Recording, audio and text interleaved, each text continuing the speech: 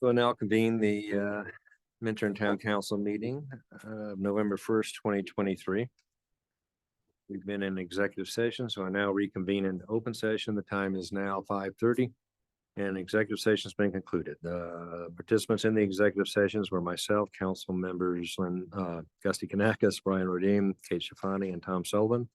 Also town manager Michelle Mateer and town attorney Mike Sawyer. And attorney Nick Poppy as well. For the record, if any person who participated in the executive session believes that any substantial discussion of any matter is not included in the motion to go into executive session occurred during the executive session, or that any improper action occurred during the executive session in violation of open meetings law, I would ask that you state your concerns for the record. Hearing none, we will now go into our next agenda item, which is let's go ahead and do another roll call since Terry wasn't there earlier. Kate here. Gusty here. Brian here. Terry here. And Earl is here. With that, let's please stand for the Pledge of Allegiance.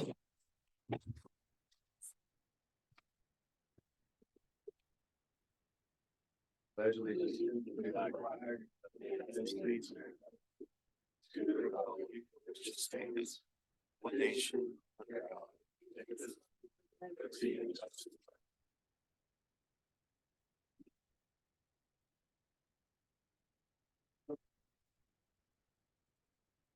Next item is approval of the consent agenda. Anything anybody wants to pull? Yes, Mr. Mayor, I request that we please pull the liquor license for Magustos and move that to the November 15th council meeting. Period. November 15th. Okay. Is it state law that they have to get every year? A renewal. That's correct. It's a state law. Yes. Okay, so waiting for a motion on the consent agenda as amended. I'll make a motion. Oh, Well, Terry, go. Kate, motions, I second. We have a motion by Kate and a second by Terry. All in favor? Aye. Opposed? Next, we have the approval of the regular agenda. Do we have any amendments? No, sir. I'll make a motion to approve the regular agenda as presented. Second. Motion by Gusty, second by Tom. All in favor? Aye. Opposed?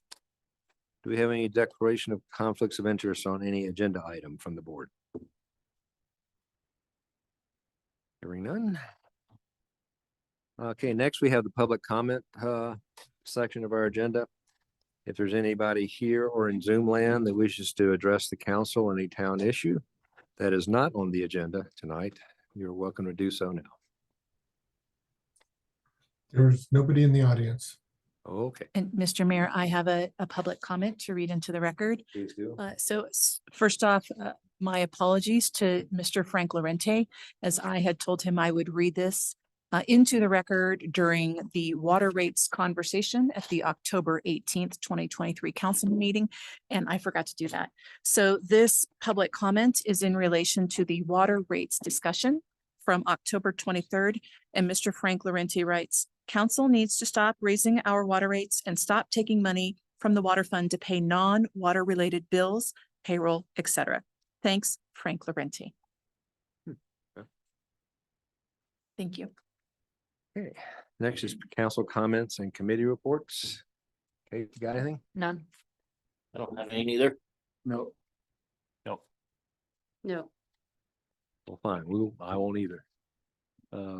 Next, we have the staff reports.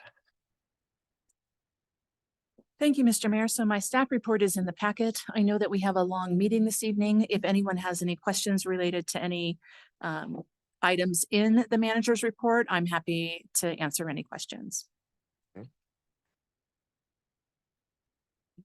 Got anything? Anybody got Yeah, I any did questions? have just regarding the CDOT response to you poking around. Thank you for following up on that. Yeah. On the traffic cameras and things, and Mhm.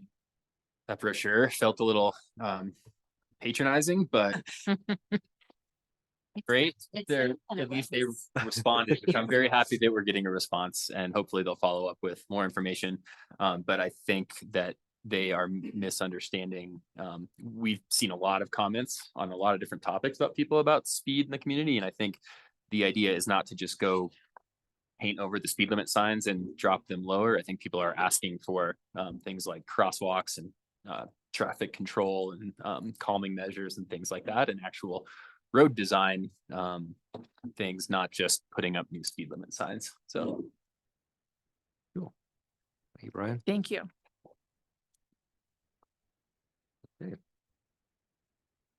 Next, any special presentations? No.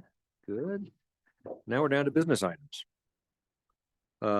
First item is ordinance number 14, series 2023, second reading, an ordinance amending the Minturn Municipal Code to exempt fire sprinkler systems for single-family structures under 6,000 square feet from the residential building code. And this is all for just new construction only. That's correct. Thank you, Mr. Mayor. So we had first reading on October the 18th. We approved 2021 building codes back this last spring. Council had traditionally amended building codes to eliminate the requirement for sprinklers in residential units. We missed that in the original building code approvals, so we brought this back forward for council's consideration. This code amendment would exempt the requirement for indoor sprinklers in single-family homes under the 6,000 square feet in size. And that's for fire suppression. That's correct. This is for indoor fire suppression, not outdoor irrigation. Okay, with that, any discussion from the board? Since this is an ordinance, I'll open it up to the public hearing. Is there anyone who'd like to comment on that, on this code issue? Hearing none. There's a public section and we're off to motion. I'll make a motion to approve ordinance number 14, series 2023.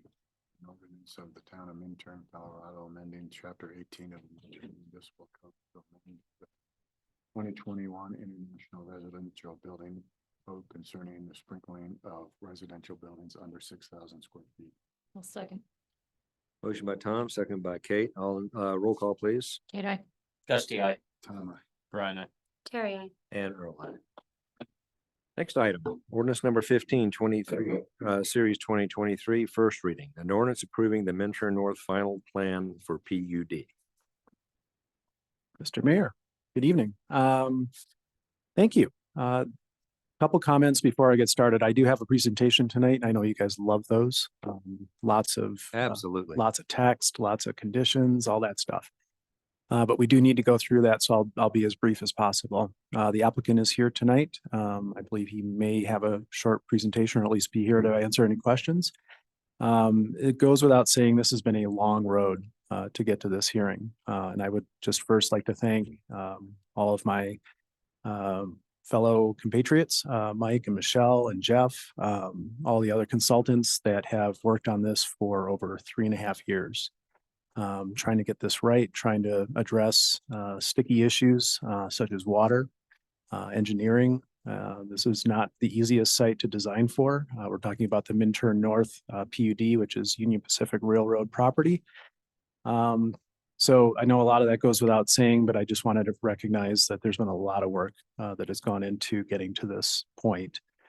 And I hope that we are at a point where we have addressed, working with the applicant and amongst ourselves, the staff and consultant teams, where we do feel comfortable forwarding a recommendation for approval with conditions for the final plan for PUD as well as the associated final plats. So with that, I'll get started unless there's any questions for me. Okay.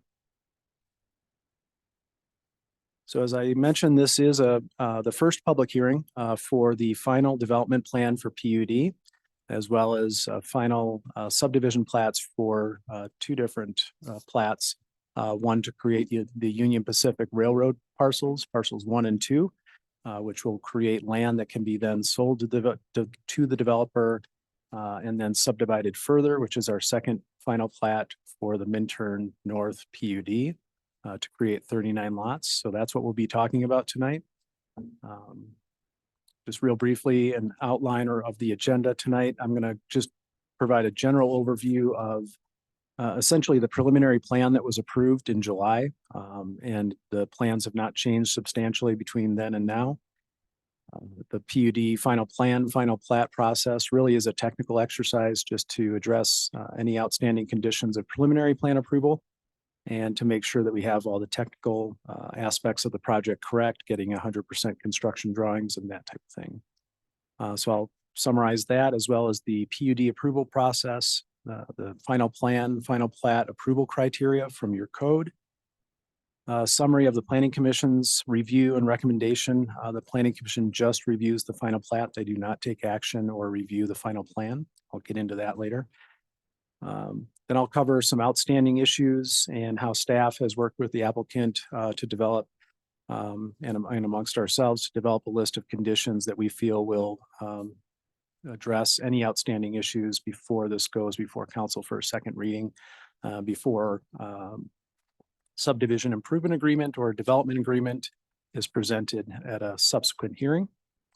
Then I'll go into the list of conditions that we've come up with for both the final plan and the final plats.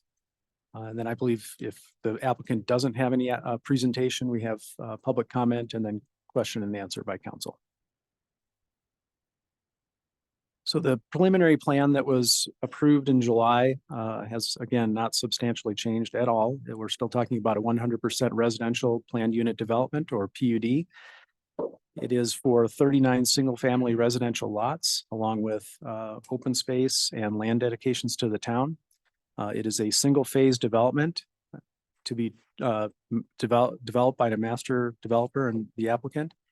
Where it also includes public and private roads, eco trail connections, sidewalks, pedestrian improvements, and infrastructure. And as I mentioned, there are two final plats associated with this final plan. With the final plan documents, we had 20 conditions of preliminary plan approval. A lot of those were geared towards getting updated and corrected HOA covenant documents, an updated and revised PUD guide based on public testimony and the council's direction at preliminary plan. One of those was to remove any notion of a design review board and any design guidelines. That has been done. We also received finalized easement agreements with Union Pacific Railroad for both access and construction of the project. And also a critical component of final plan is 100% construction drawings and cost estimates. And for the most part, we have those in hand and are comfortable with those. Real briefly, I mentioned this has been a long road. This started in 2019 and 2020 with a conceptual review of a residential development on this parcel.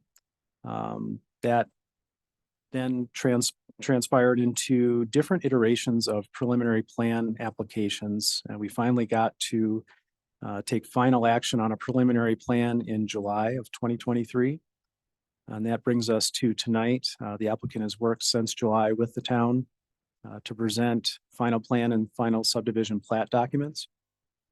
And we have first reading of three ordinances tonight. Ordinance number 15 is specific to the final plan.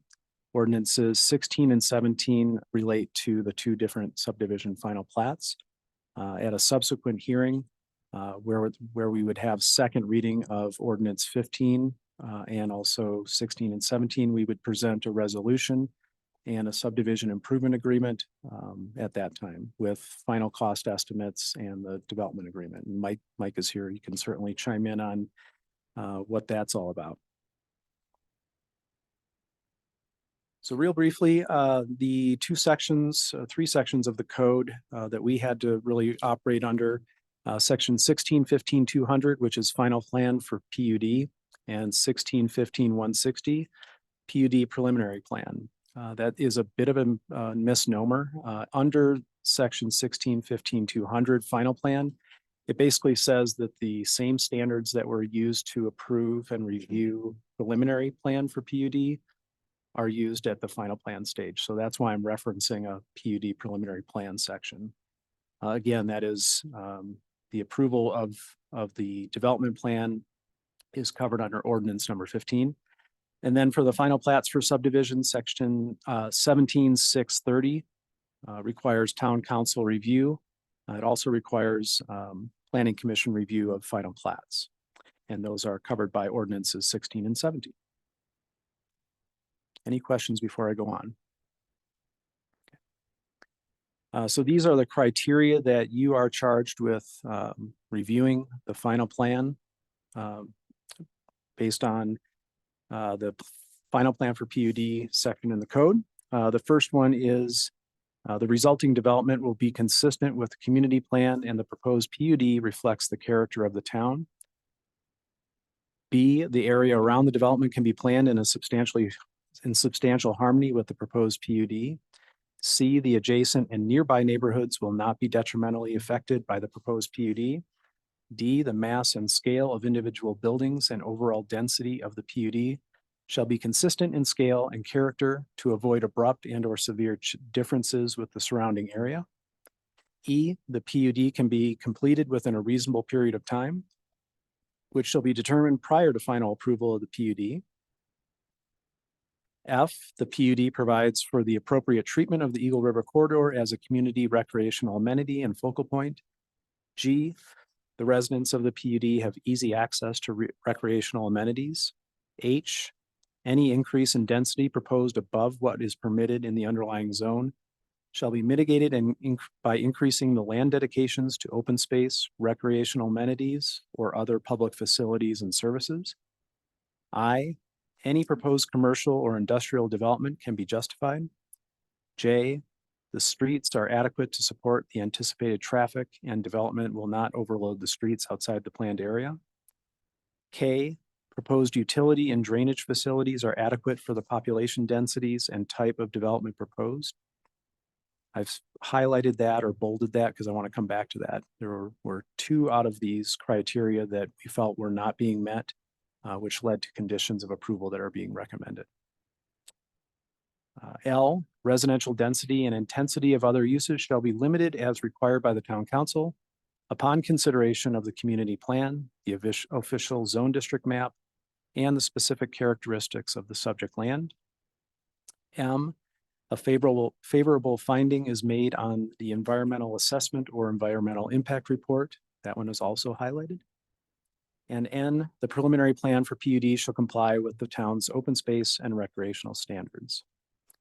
So in the staff report that accompanied the packet, I went through each one of these, and all but two were either listed as complete or complete/ongoing, things that we will continue to work with the applicant on between now and second reading of the ordinance, which we think can be achieved.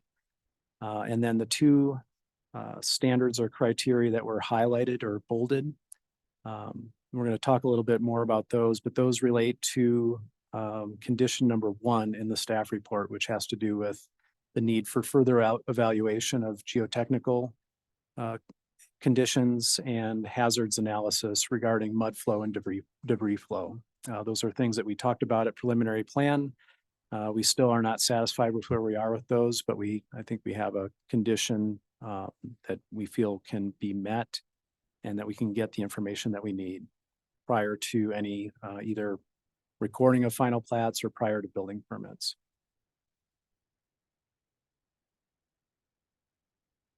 So I mentioned that the Planning Commission reviews final plats. It's actually pretty unique. I don't know of any other jurisdiction where a Planning Commission reviews a final plat. It's usually something that is reviewed by a town council or, with Eagle County being an example, the Board of County Commissioners are the ones that approve final plats. Usually that's not something the Planning Commission looks at, but in our case, they do.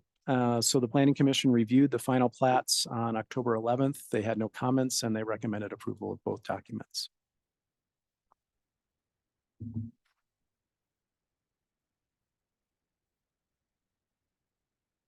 So some of the outstanding conditions, issues and discussion topics that we wanted to cover tonight. Jeff, you're here and you can certainly comment on any of these, please. But I already mentioned the first one, which was this concern over debris and mud flow from Game Creek. That is something that we received referral comments on from the Colorado Geologic Survey during the preliminary plan review. We, at the time of public hearings for preliminary plan before Planning Commission and Town Council, we had proposed a condition that required the applicant to work with the town engineer to continue to evaluate those. We have certainly done that. There's been a lot of back and forth between the applicant and the town since July.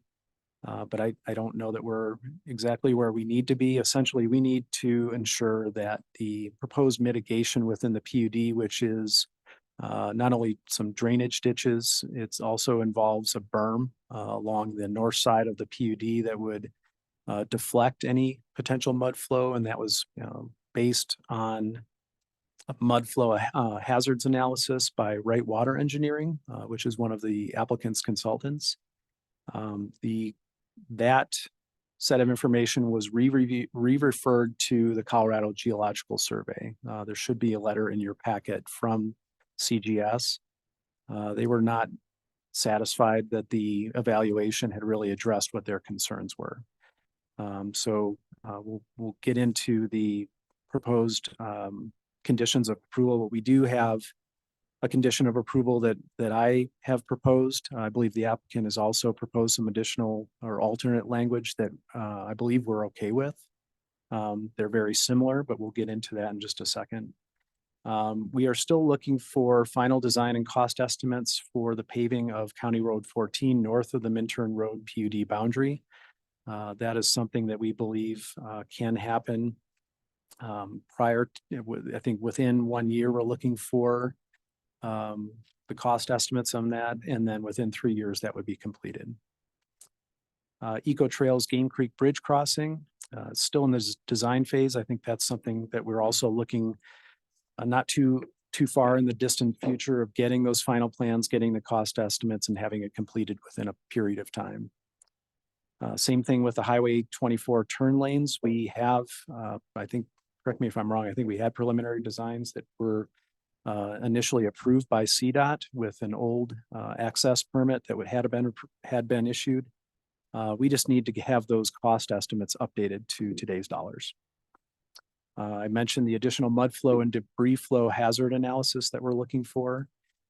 Grading and drainage on Union Pacific Railroad property. And it says that, the applicant is working with the town attorney to draft language in the covenants and other agreements to allow the town emergency access on Union Pacific Railroad properties outside the PUD boundaries if needed. And that really has to do with in the event of something that would clog up any of the drainage ditches or any other drainage facilities that are not within the PUD, that the town, which does have the capability and the equipment to go in an emergency situation versus the HOA. That's what we're asking for, is approval from Union Pacific Railroad to be able to do that. With regard to CDOT, we're looking for a notice to proceed from CDOT with improvements authorized with access permitting still outstanding. Eco Trail, we need final plans for the bridge, as I mentioned, as well as evidence of Army Corps of Engineers approval and permitting, so 404 permitting. I believe that's something that's also being worked on currently and that we expect to get. And then finally, the Eagle River Water and Sanitation District, final approval and ability to serve. I believe Eagle River Water and San is actively working on reviewing all final plans and technical details for water, or for sewer. Mike, Jeff, anything to add with those?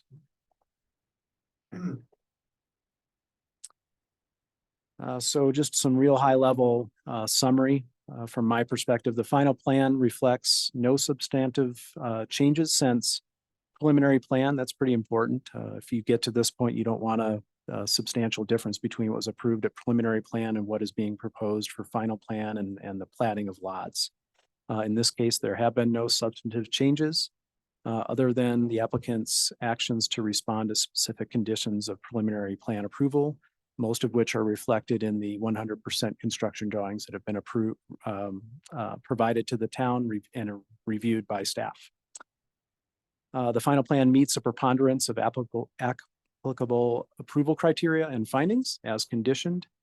As conditions is pretty important. That's why we proposed some conditions. That's why we are expecting to continue to work with the applicant between now and second reading to clean up any minor issues that are outstanding and to make sure that we are covered on things like this hazards analysis. The final plat meets the town standards as conditioned. Outstanding issues can be resolved prior to a second reading of ordinances or as conditioned to be addressed prior to construction. Subdivision improvement agreement will be presented with final cost estimates and financial guarantees at the next hearing. And the next thing is a list of conditions. Any questions before I read through these? Kate, do you have anything? Dusty? Tom? Nope. Okay. May I just like to understand exactly where we are as far as the mud flow and debris. So is this, are y'all currently trying to work this through? And do you think you can come to a acceptable solution before the second reading? It's certainly something that, this condition number one, which is really lengthy, the applicant has proposed an alternate condition. I think we're in favor of that, so I'll read both of those. But between one of those, we feel that we can get the information that we're asking for. And in one case, I'm suggesting that we get that information prior to the recording of the final subdivision plats. The applicant is proposing to provide that information and have it satisfied prior to pulling building permits. And would So that be submitted to the CGS? Yeah, I think we would need to submit that to CGS. Okay. I do have questions too, but I think it would be helpful for you, for me, if you went through all that you have to go through. Okay, I'll try to get through these and not bore everybody. The applicant shall provide, and the town of Minturn shall review and approve additional flood, mud flow, and or debris flow hazards evaluations, reports, and or studies prepared by a professional geotechnical engineer licensed in the state of Colorado and specifically related to the Game Creek drainage and associated alluvial fan areas occurring within the Minturn North PUD boundaries. Such evaluations, reports, and or studies shall specifically evaluate and assess the risk of potential flood, mud flow, and or debris flow events, as well as the efficacy of proposed mitigation design and construction. Such evaluations, reports, and or studies shall be reviewed by Colorado Geological Survey, and approved by the town engineer. Any revisions to proposed mitigation shall be designed and submitted for review and approval by the town and or its consultants prior to recording of the Union Pacific Railroad subdivision final plat and or the Minturn North PUD subdivision final plat. Number two, the applicant, yeah, let me flip down a couple slides here. So this is something we received the other day as a proposed alternative language from the applicant. So his condition would read prior to issuance of a building permit for any of lots 1 through 4, and those are the lots on the northernmost part of the subdivision that would potentially be affected by any mud or debris flow. And they're also the lots that are closest to the berm that is proposed. So prior to the issuance of a building permit for any of lots 1 through 4, applicant shall provide the town with additional documentation based on the Wright Water Engineering Game Creek existing mud flow analysis, confirming that the currently designed berm or other means of mud flow protection, which may be provided to be located within the Game Creek setback, is sufficient to reasonably prevent a 100-year mud flow event. Such additional documentation shall be provided by either a professional civil engineer licensed in the state of Colorado, or professional water engineer licensed in the state of Colorado, or professional geotech engineer licensed in the state of Colorado. So those are the two conditions.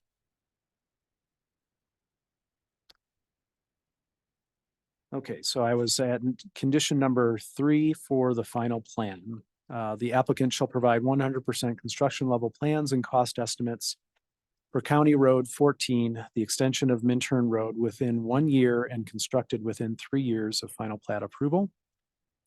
Number 4, the applicant shall provide CDOT notice to proceed and complete construction offsite improvements within 3 years of final plat approval. Number 5, provide final designs and cost estimates for the Eco Trails Game Creek Bridge within 1 year and constructed within 3 years of final plat approval. Number 6, provide all necessary Army Corps of Engineers wetland permitting prior to commencement of construction of the Eco Trail Game Creek Bridge. And number 7, the applicant shall provide evidence of final approval and ability to serve from the Eagle River Water and Sanitation District prior to recordation of the Minturn North PUD final subdivision plat. And then we have just 2 suggested conditions for the final plat. I will skip reading the first one because it's the same as the first condition of final plan regarding geotech and mud flow analysis. Condition number 2, the applicant shall work with the town engineer and town attorney to address and resolve all outstanding technical comments related to plat language and or survey data prior to second reading of ordinance number 16, should say 16 and 17, series 2023.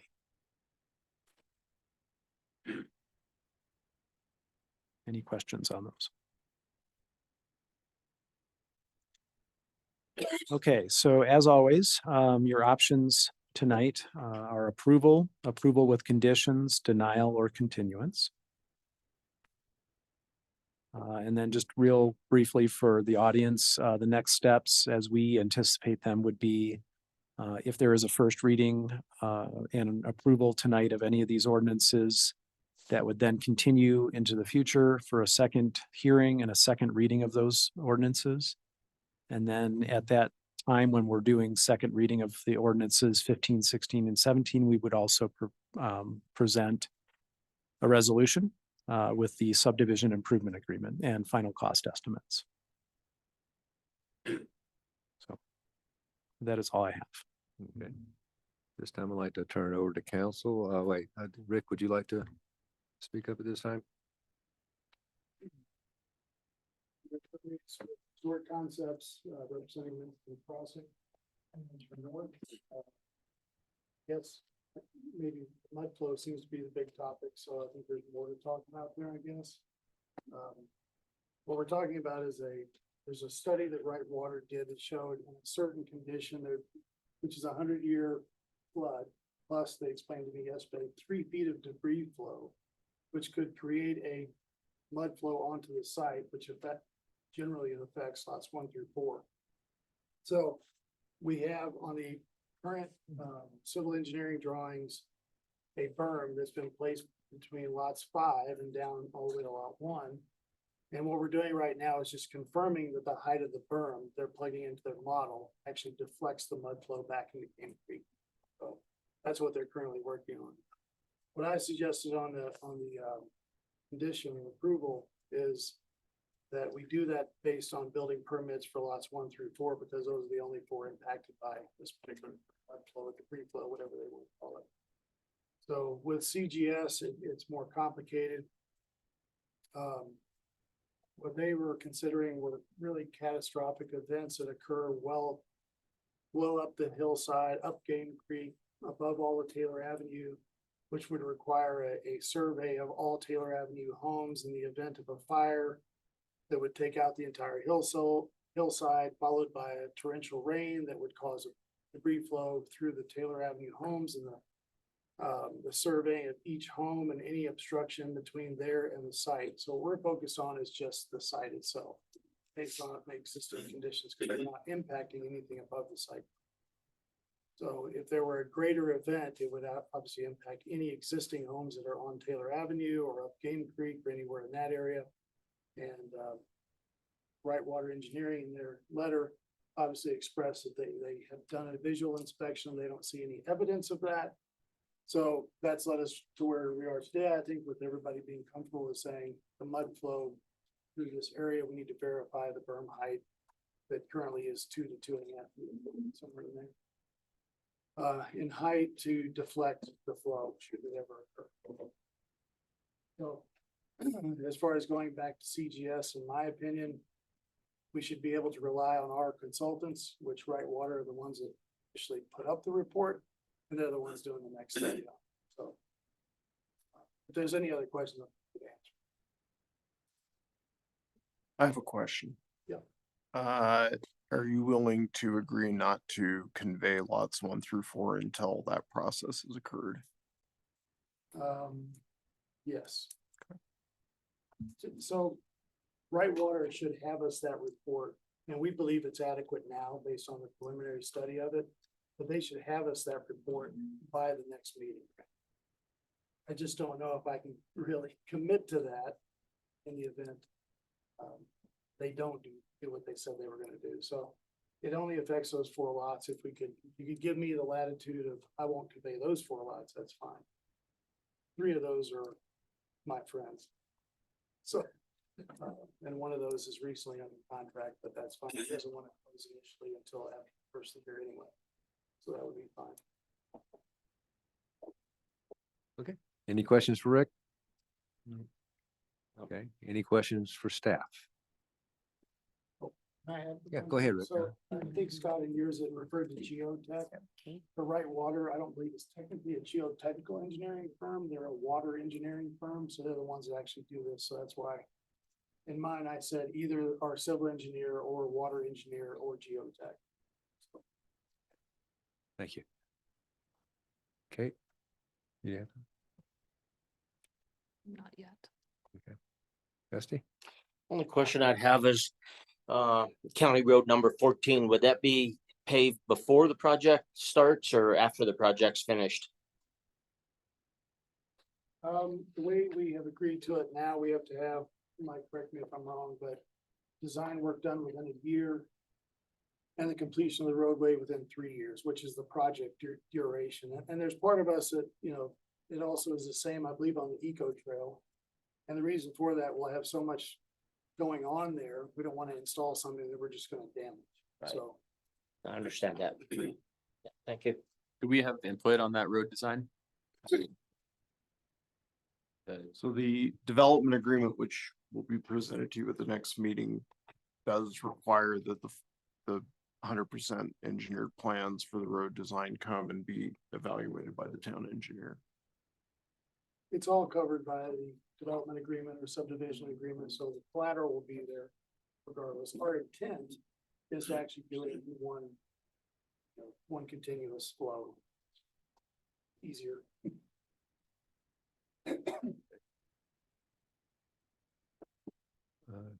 Any other questions, Tom? Specific to just these last. Any points, questions? right? Or any questions? Or any questions? Any? Yeah, we're at that point now. I'd like to zoom out a little bit then. I think in the July meeting, you had made some comments about, an 80 to 90% local families were in line for these. There was several people in the audience who expressed that they were like on the list or on, working on, excited to move to Minturn. And we've noticed, there's most of these seem to be listed on real estate for sale websites, things like that. So maybe you could provide an update on those comments and what's changed, if anything, since that last meeting. We have 15, is that right? 15 under contract. We have 1 that is not permanent resident. So that's where we are today. We've been financing, I would say, is a factor. We've also held some back that are not on the market because there's only so much we can practically build in one season. So we can't really go out and pre-price things. We can't sell all 39.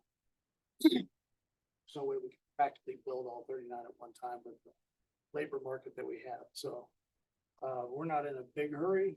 With 10, we're happy with where we are.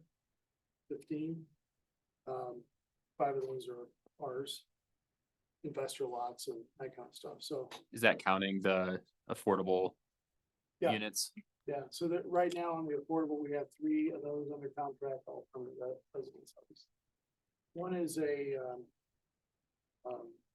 permanent resident.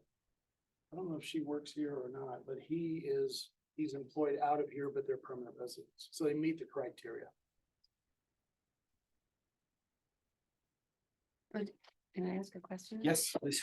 What has changed with the financing with it? Is it, are people not able to get financing for these homes? Are Well, they plans or, it's, you know, you have interest rates at 8 to 9% generally. I mean, you can get a mortgage for upper sevens probably right now, maybe. do you think that's gonna change the nature of the project? No, I don't think so. I mean, it's hard to predict, I guess, you know, what we hear from the smart guys in the finance industry saying that, you know, exactly what's happened. Rates have leveled off and should start dropping after the first of the year. That's what we hear. So who knows, but that's what they're all saying. Does it affect our ability to move forward? The interest rates really don't really need them much for us, so. Not moving the needle much for what we're doing. Okay, thanks. And I had brought up the design review board in the July hearing, and I appreciate willingness to get rid of that. I worry that the creation of the POA and looking through the documents and some of that it creates a de facto DRB.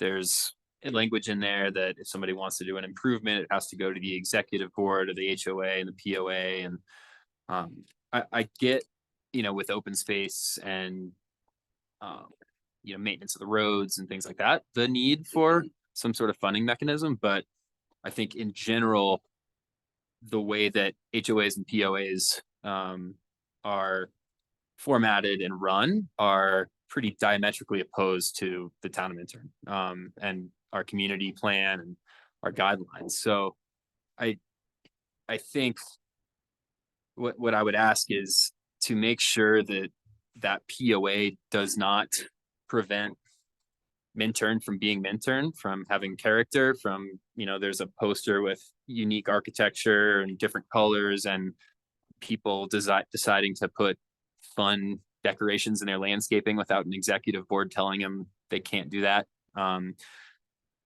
I would like to see any of those kind of individuality clauses in that HOA POA authority removed, and maybe that HOA POA is strictly there to take care of open space, you know, make sure that the roads are in good shape. And I would also, I guess could you address that first? And then I have kind of a. The purpose of the POA, there's multi-purposes, because there are certain financial obligations that we have. One, for example, when it comes to maintaining things off property, even the Union Pacific area, will ultimately be the property owners association maintenance requirement. I think we have the guardrail, culverts, any of those kind of things. So there are other needs certainly that have to go there. And on the Union Pacific property, for example, that's something we just recently worked through with Union Pacific that really the property owner association, which we just modified with, I think we said that to you a couple of days ago, Mike. The covenants that now show the property owner association will give the town the authority to do that, not Union Pacific, because we have an obligation to keep those open rather than trying to get Union Pacific to do something they don't want to do. But as far as let me speak about the 10 homes that we have right now that are in design, they are all being customized, thoroughly customized.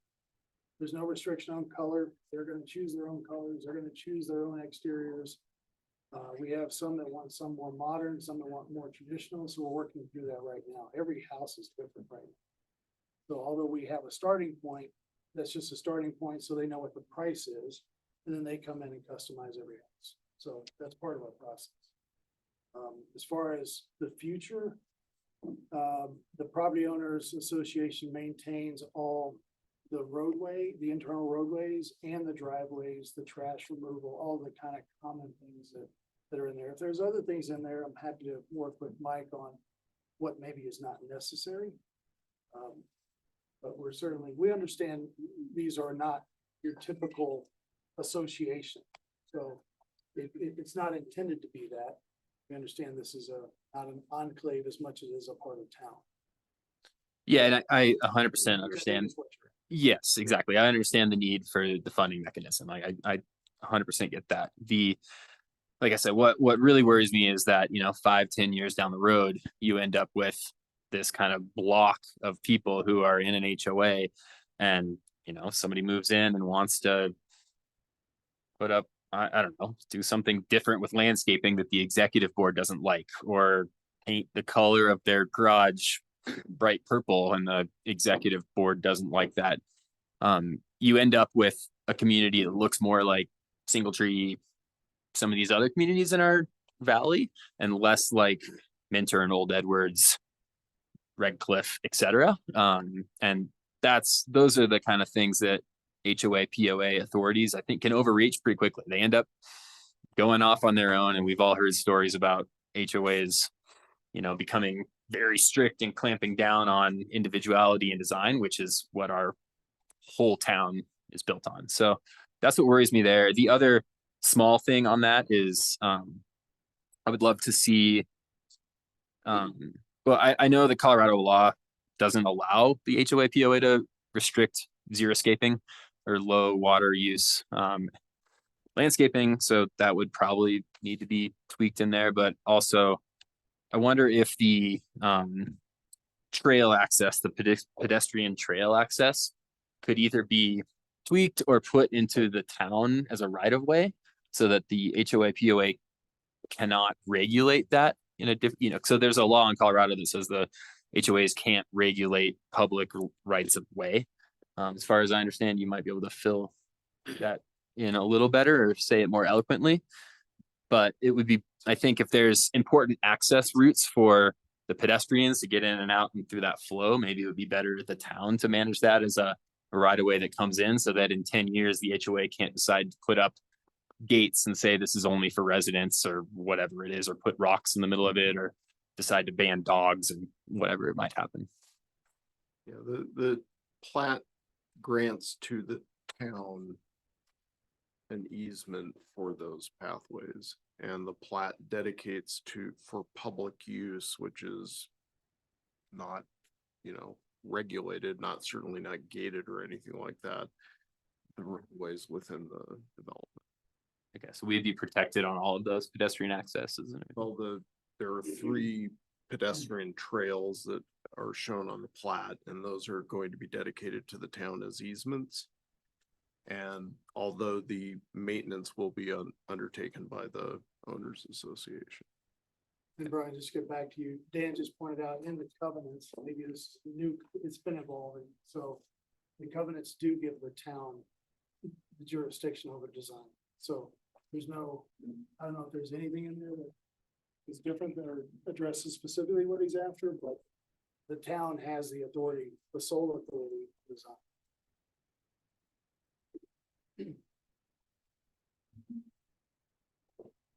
And if there, we'll read back through them, if there's something else in there, we'll certainly clean that up before second hearing. Thanks. Any other questions? I do. You don't?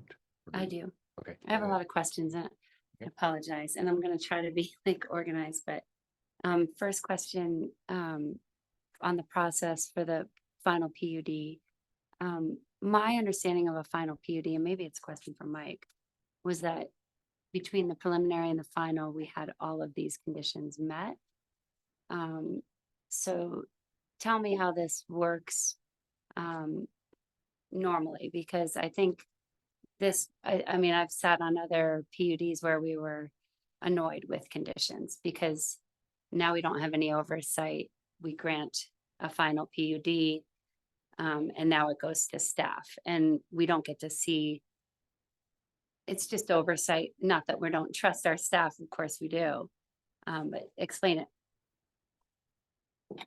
I think you're absolutely correct. We strive to have as few conditions as possible.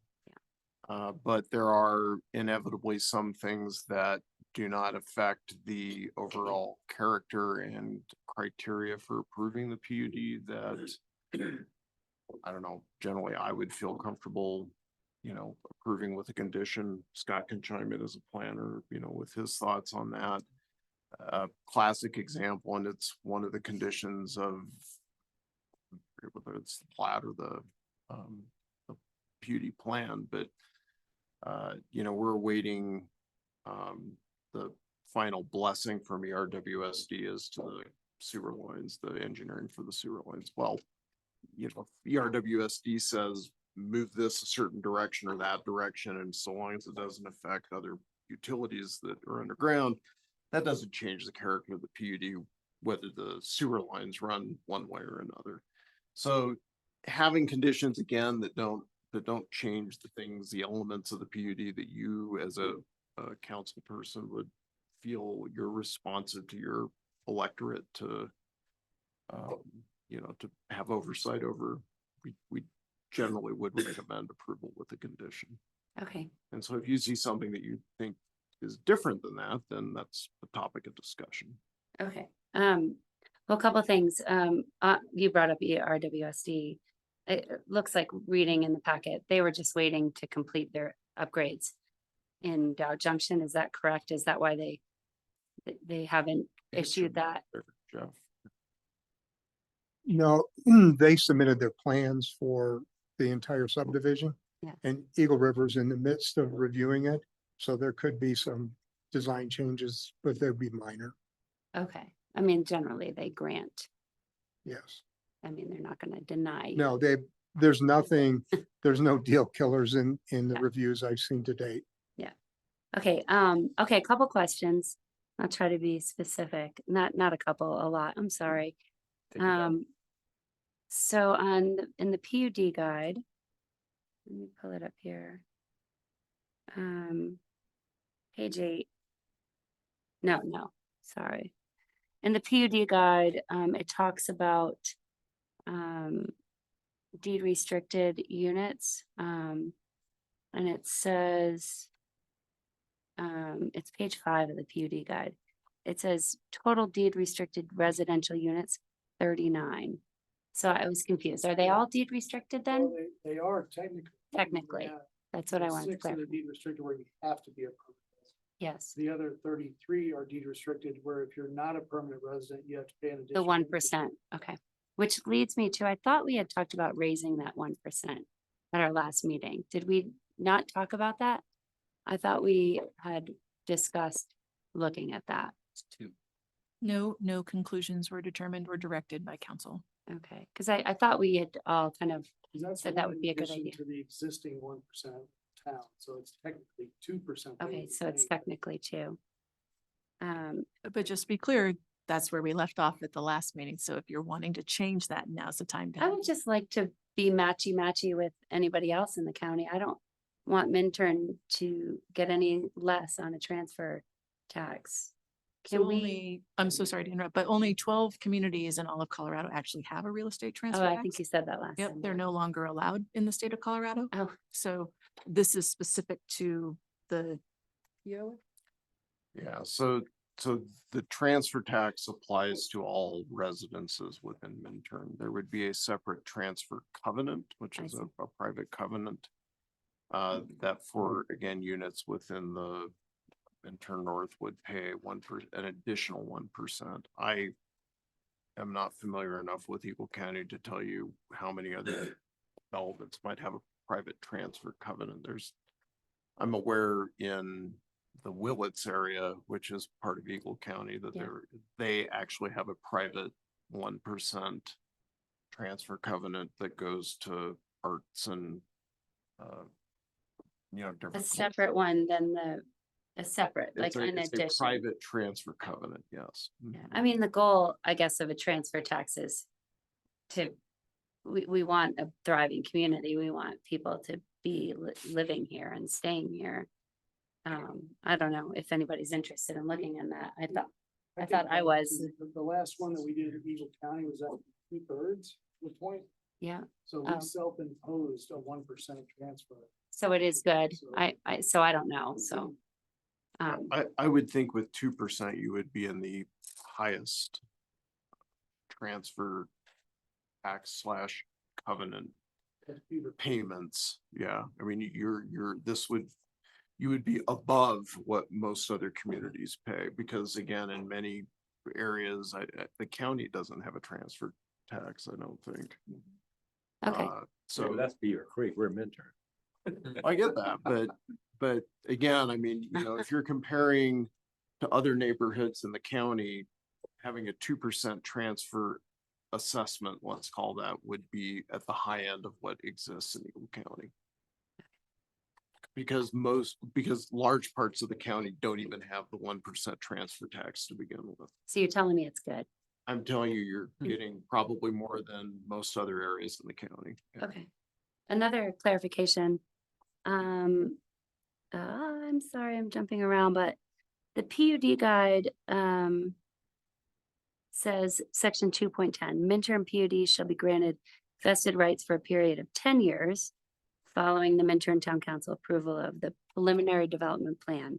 And I know that says preliminary, but then vested rights subdivision improvements agreement says a period of 20 years effective of the final plat. So is that correct? What do we look? So it was 10 year, we granted them 10 years when we approved the preliminary. And today if we approved, we would be granting 20 years. I don't think We've revised Yeah. to match, so they're both 10 years. that may be a prior draft of the improvement agreement. Okay, so which it's 10 years. 10 years. Okay, so if this council approves with conditions, would, when do those 10 years get filed? With your approval of the final plat. So not with the conditions, it just, Starts with the. Starts yeah, with it's today, like- Objectively, this was the approval of the final plat, the okay, vested rights start to run. okay, that was one of my questions. All right, those are just basic questions. I'm trying to hold off on my drainage questions, but I will go right into them. On the drainage, you talked about conditions. These conditions, well, one of the concerns I heard from Taylor was drainage, especially as it relates to Taylor Street. So can we pull up Appendix M4, the drainage report? And I hope all this stuff is, it was a huge packet, folks. So there's a lot of jumping around. And I am not a Jeff Spinell, but there's good pictures on there that shows drainage existing and then drainage proposed. So I just wanted maybe Jeff to go over it with us or Rick. Page M4 drainage report, the proposed existing conditions, drainage map, Minturn North PUD. It's got a bunch of little blue arrows all over it and it's on page. It's figure 3. Not gonna help you get there. I guess it's page 30 of that drainage report. That should help.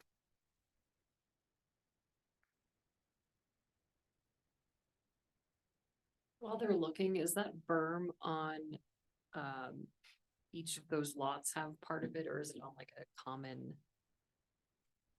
It's I don't know. right along the property line, lots 1 through 5. So do the property owners own that? No. Okay. It's not allowed use in that setback area that we have the right berming and anything to do with drainage. Sure. But if like lot 3 decided they hated it and they couldn't like dig it out or It's something, not- that'd be probably bad for them, but people do weird things. Yeah, page 30, one more page. I was there and then it. Oh, I'm sorry, you have it. Okay, see all those fun little arrows? Those are flow arrows, drainage, the yellow is drainage dividers. The dotted blue line is drainage paths, but the flow arrows, and you put this stuff in, we're supposed to read it, Jeff, and so I'm sorry, because I'm not an engineer, but those flow arrows are, I presume, groundwater that flows underneath. they're And- on the surface. So that is surface water. I mean, some of them flow right through people's houses. Yes. Kind of That's why there's crazy, a big- but we're not. What's that? So the drainage plan that we have, big reason for the western edge of Taylor Avenue, there's a big ditch along that whole section to pick up that sheet flow Right. that currently doesn't get picked up anywhere. Well, you're touching on something that, that I really have to kind of wrap my head around. So first of all, going to Taylor Street and existing residents up there, what it looks like to me is that, when you look at that property, it kind of goes like this to Taylor, but there's like a midpoint. Maybe it's more over here as you're looking at it, but water flows to the south and then it flows to the north, correct? I mean, it shows flowing down Taylor Street, like kind of, Yes. and actually in the description from Right Water Engineers, it talks about that. It talks about the water flowing this way. So with that ditch, I guess my concern is where the water flows to the south. So where the water flows down towards the S curves and towards our parcel down there. What is the catch, or where does that water go once it starts moving? There's a ditch along Taylor, big ditch. Yeah. Which collects water. It connects to a ditch along Fourth. Yeah. That ditch goes down and there's a crossing under Minturn Road that goes into the railroad property. And that's how it gets away from. And it just goes out into the railroad property and maybe eventually Eagle River or Yeah, something? there's, that's part of what Rick was alluding to earlier with the HOA. There are culverts under the tracks that That was are my currently next. clogged. Yes, And part of their obligation is with the railroad is to clean those out. right. And I read that about those culverts and it said that actually the southernmost culvert actually takes most of the storm water melt. Does that, so I guess my understanding was that went under the property and down to the Eagle River, not towards the S curves, or does it take it that way? No, it's, the water is gonna flow down the ditch along Fourth. Yeah. And then drop down under Minturn Road, and then it'll be a surface again when it gets to the railroad. Right. So and then I guess going to trying to imagine that ditch, that will be basically above the new homes. I mean, it's gonna be, well, On Taylor, no, on Taylor. no, it's gonna be above it. I mean, if it's not Taylor, It's above and there's a ditch above those homes. Is there any concern about overflow on that ditch or water coming in, and how often will those culverts have to be cleaned? Obviously, using they this never. report, then our engineers take this report and that flow. They design those ditches to carry that flow. Okay. And then what's the plan for the culvert? There's still gonna be 3 culverts? And I mean, it doesn't, I don't think they've been cleaned. Who cleans those? Who's gonna Our clean those? association, initially us. Okay, The association will maintain them in the future. Yeah. As well as the Game Creek crossing, which is currently 30%, 40% full probably right now. That gets cleaned out as well.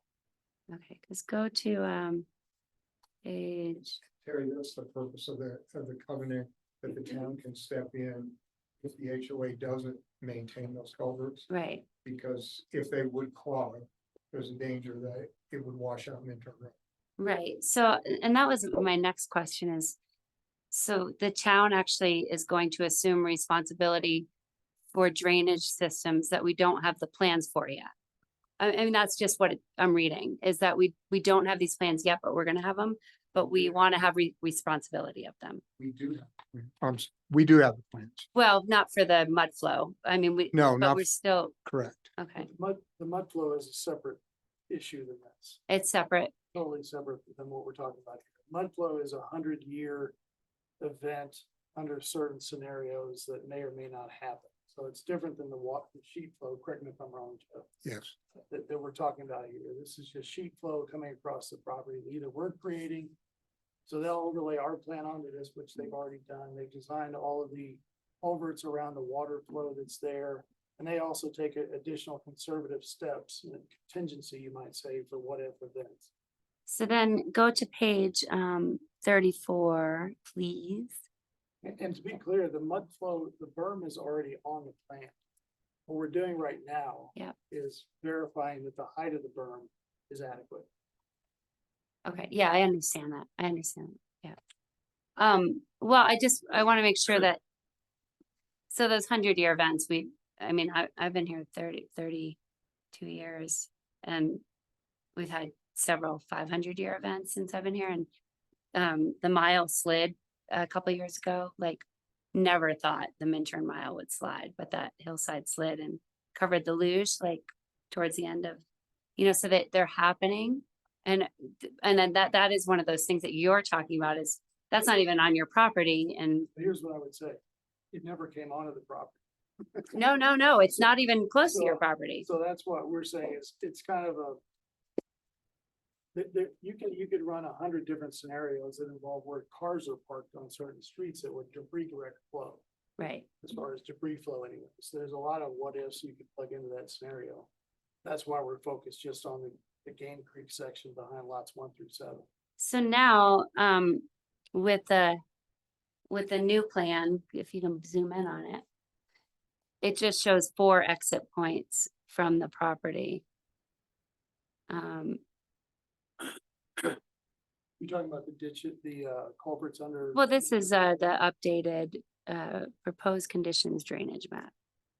We're using the existing drainage locations that are already there today. Yeah. We're just maintaining them and cleaning them. So on this map, can you point to where the culverts are, or anybody? Jeff, or? I Can just- you bring up the construction drawings? Are easier to see? Yeah. Those are 2 of them, right in the middle? Okay.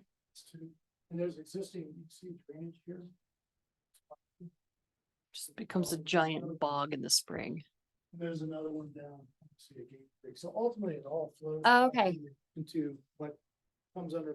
So there- Comes under. There isn't any, but is there one on the western side of the property, or is that the westernmost drainage? I think that is the northernmost along Fourth. Because- Northernmost. Yeah, there's another, Southernmost, that That's the one. only one right there. Oh, so that one, that's a culvert too. correct. And then there's All right, that's what I was. there's asking. another drainage ditch along the bottom to bring flows into the big ditch at Fourth. Okay, all right. I just wanted to clarify all that. And just one other clarification. When you say 100-year storm, it's almost a misnomer. It's a 1% chance storm is what it really is. Okay, don't talk to me about stats, because I was given 6% chance of having triplets, and look at me today. I am in that low percentage. Statistics mean nothing to me. Okay, so, I'm concerned about, assuming responsibility for the town. That's a big concern.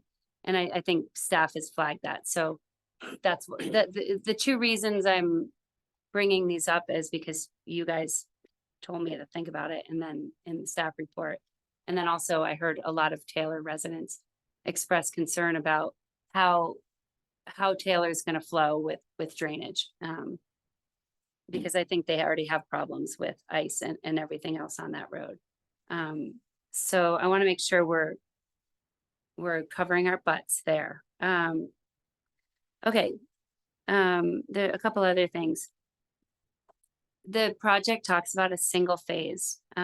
So I'm not comfortable with holding off on 1 through 4. Lots 1 through 4, again, I feel like we should have everything for the entire phase. Now, I think we should look at this as a single phase. I don't want residents to be dealing with construction so far out. Also too, I mean, if 1 through 4 never gets built, that's water that you guys have. I mean, I'm just gonna put it out there, be honest with it. That's never getting built out. So if it doesn't, Can I respond to that? yeah, of course, I'm sorry. I don't mean to So- take all the talking. The mud flow coming, if it were to breach the bank, it's not a question of whether or not it can't be resolved. It's simply the height of the berm Okay, that redirects it back into the channel. It's not an unsolvable problem. okay. there's a berm that's already shown on the construction drawings that goes from above that breach where it shows it on the plan and all the way down to lot 1. And in the middle of where that breach is, I know it's very shallow because it looks like the same exact topography that doesn't show breach in it. So it's a very shallow event. And this is coming from Right Water and our engineer as well. That's why he only put a 2.5 foot tall berm there. Because it's not, we're not talking about 10-foot berm or anything. We're talking about a very shallow event. The Okay. 100-year floodplain is well within that setback, obviously. So it's just the adding of 3 feet to that in the event that there's a mud flow. Right. And I that's mean, from the 100-year flood. I think it's a little crazy. I mean, all of Taylor never had to go through all of that rigorous Well, it would be drainage. They would have impact before we would. Yeah, yeah, they would. I mean, and that's part of why I'm concerned. It's happened. Yeah. But it can't. It could happen anywhere. Terry, do you have questions or do you want to have an explanation about kind of how the improvements will be constructed over time? Because while there's only one phase of this, there are certain improvements that will be constructed later than others. Right. Well, okay, that is one question. Like, it actually says in the, and I do have, I've got more. Park green space improvements to be installed no later than the time of completion of 1/3 of the residential units on the property. That's another thing that we've changed in the draft, that they have to be put in as part of the general improvements for the subdivision. Okay, where is that? Again, that's gonna be in the development agreement that you'll see next time. Okay. More reading. Well, no, I feel like it should be in there right now. Like I'm okay. I'm doing all this, like looking at this and I feel like, okay. Okay. That's good. I'm glad to hear that. So that was my question and it sounds like staff knows what we'd want. Like we would want that sooner.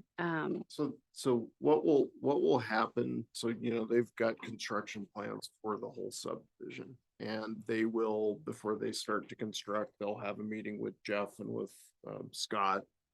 And they'll kind of go through, hey, here's and it's not phasing, they're not doing different phases of the development, but here's our construction, what does it get?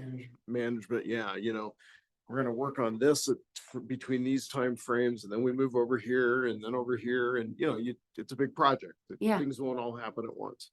Mm. So we'll get a kind of a timeline of how the construction events are gonna play out. And when they anticipate completing them, they will securitize all of the public improvements up front before they start. So we'll have money that if they don't complete something, we can go in and call their security and complete it. There really are only 3 things that we're agreeing to let them do separate from the subdivision improvements, the main subdivision improvements. And those are the paving of Minturn Road, which again, they have to get final plans within a year and construct within 3. The CDOT improvements out at Highway 24, same timeline. And then the bridge, the Ped Bridge over Game Creek. Right. And again, all those items will be securitized. That is, the town will have money to ensure that gets done. But we're giving them a little extra time for the construction part of it. Right. And that's like 120% of the estimated. Now, under your Cost. code, it's 100%, except for landscape improvements, which are 120%. Okay, landscape improvements. Would landscape improvements be the park, green space? Well, I Yeah. could add to that, though, we are adjusting for Jeff's request. If it could be further out, then we are gonna add additional contingency to that, which we're doing right now, to make sure if it's next year cost or the year after that cost, it may not be what we're suggesting now. So that's something we're gonna have to agree to based on the final estimates. Yeah, because I think Taylor Street has an interest to see this built quickly and not a Well, so do we. I bet you do. A drawn out, but now with 15 kind of under contract and that number kind of morphing, I want to make sure that it's going to be, I mean, I know you do too. So that's the only reason I'm asking. And The reality is the infrastructure, everything you see that's on the PUD has to be done at one. Okay. We can't practically, from an engineering perspective, not do it all at the same time. Okay, So they can't come out and build out lots 1 through 15 and not do anything for 16 through 39. That's not an option. They'll have to again present the town with a timeline for the completion of all the subdivision improvements. And, you know, and the offsites, yep, and that they'll be held to that. And if they don't deal with it in a timely manner, the town will have millions of dollars of security to say, we're gonna go in and complete this, because what happens is we record a final plat. That creates sellable lots for the developer. They like that. But those lots don't have the ability to be served with public improvements until they construct them. So the quid pro quo is, we'll give you developable lots before you put in roads and sewers and water lines and parks. But you're giving the town enough money that if you fail to do that, we go in and finish the job. so all of these conditions will be met by second reading? You guys jump in if you want, but I think some of these are intended to extend out into the future. Some conditions we expect to be met by second reading. Others that put a condition on, get us drawings within 1 year, construct within 3 years, those are meant to carry out into the future. Okay. Should but when we satisfy- wrap up, like when other people get to ask questions, because I have a few more, will you let us know which ones those are and kind of lay them out for us? And to be clear, that's true, but they're secured collateral. Yeah. on Day one. I saw all that, yeah. Okay. Construction fencing shall not be required. Are we sure that we want that? Was that, It's really, I mean, we're considering doing the perimeter fencing. but Yeah. What we don't want to do is each individual lot. has oh, to- okay. I read that as perimeter fencing and there's a lot of kids up there. So you are gonna fence that? It just wouldn't be, we can fence the entire property just for security and other. purposes. Those kids all like run, they go, you know, We'll have signs. they're wild up there. They're like, it's like, You know, no, I what's have the a word? 23-year-old boy, so Stand by me. It's like, it's awesome up there. if you haven't seen my son and what he does, I've seen what your son does. He's crazy. In fact, I would watch him behind my house, like thousands of feet up. Like he was up there, right? No, he was on a tightrope or Well, slack line. last time he was between two hot air balloons, so. Okay. You're a Amazing. parachute. Okay, just another typo, maybe. Any of lots 34 through 39 may be sold to an individual or entity that does not meet the requirements of the eligible household, so long as the occupant of the resident does meet the criteria of eligible household. I didn't think that sentence Well, made so any sense. that condition is, if, for example, if you had a business and you had employees, your entity or you could buy it, so long as the people you. The put in there are occupant. permanent residents. I see. Yeah. I see. So How if do you we, put how that- do we, how would we know? It's in the deed restriction. There's a separate covenant that Okay. will be attached to the development agreement that you'll review at the next meeting. Okay. Impervious surfaces, 60%. I still have a problem with that. I said it last time, nobody else seemed to have a problem with it. I think, as far as irrigation goes, the POD contemplates that there'll be that everybody will be on one irrigation system. And I understand like a place like Arrowhead where that could be important. But what I don't want to happen is that if an individual homeowner wants to xeriscape or be smart and not irrigate the crap out of their lot, that they are required to have this artificial green space in the middle of a high mountain Or desert. if they change something, it would have to come through the design review board. Right. But the purpose of that is actually, it has nothing to do with Arrowhead or any other gated neighborhood. It's so that we can control the water use, because what goes on in those neighborhoods is they don't have that for the most part, I see. and people are abusing the the Yeah. water. They'll just pay the fine, whatever it might be. And that's something that we worked with Eagle River on. A lot of neighborhoods where people have abused it. Yeah, and I get that, and I don't know what's easier to deal with, because we've got a couple water users in town. One of them, being kind of a similar situation where they are one of our largest water users in town. But it's all this, I mean, basically it's a bunch of weeds that they're watering now, but it's green space that really wastes a lot of water. And I just think in Colorado, I wonder, I think in your covenants in your POD guide, I think what it talks about is that 2,000 square feet. We're all grandfathered with that 2,000 square feet of irrigation or consumptive use, outdoor use. You know, there's people that have been in this town for 30 years. They don't want to give up their lawn. But I wonder, would you be amenable to looking at, I think we're all going to have to be amenable to looking at, if we put it in the PUD, or if we put it in a covenant, or if it's binding.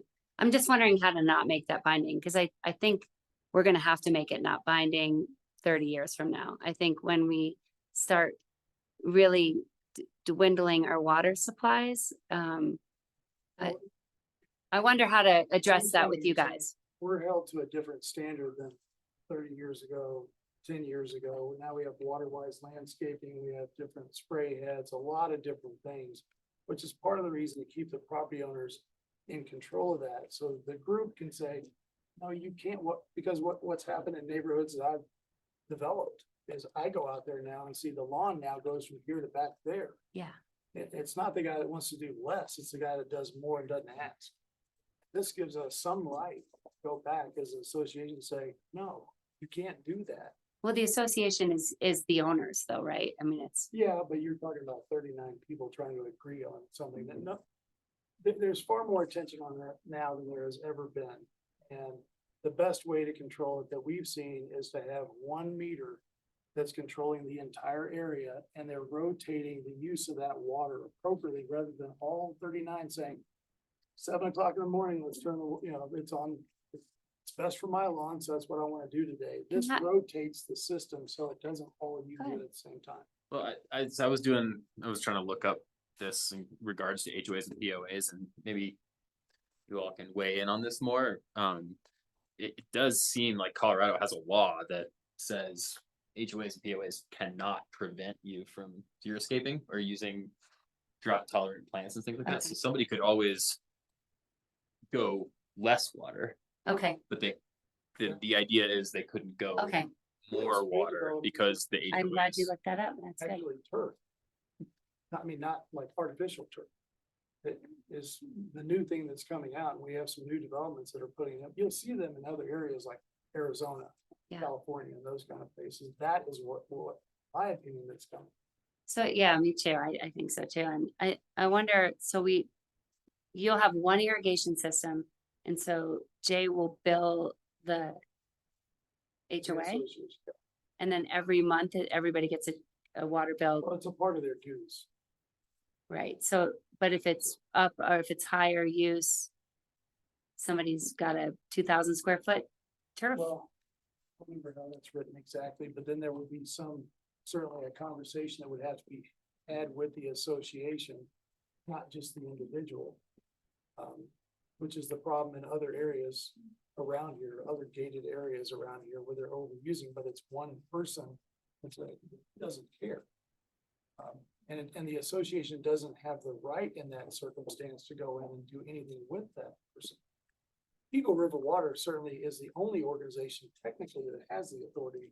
In this case, it would be the town that has the authority to control that. And how will that work then with what ERWSD is proposing to do is actually really penalize the heavy outdoor water users? I mean, they said it was in the paper, so, They already have that.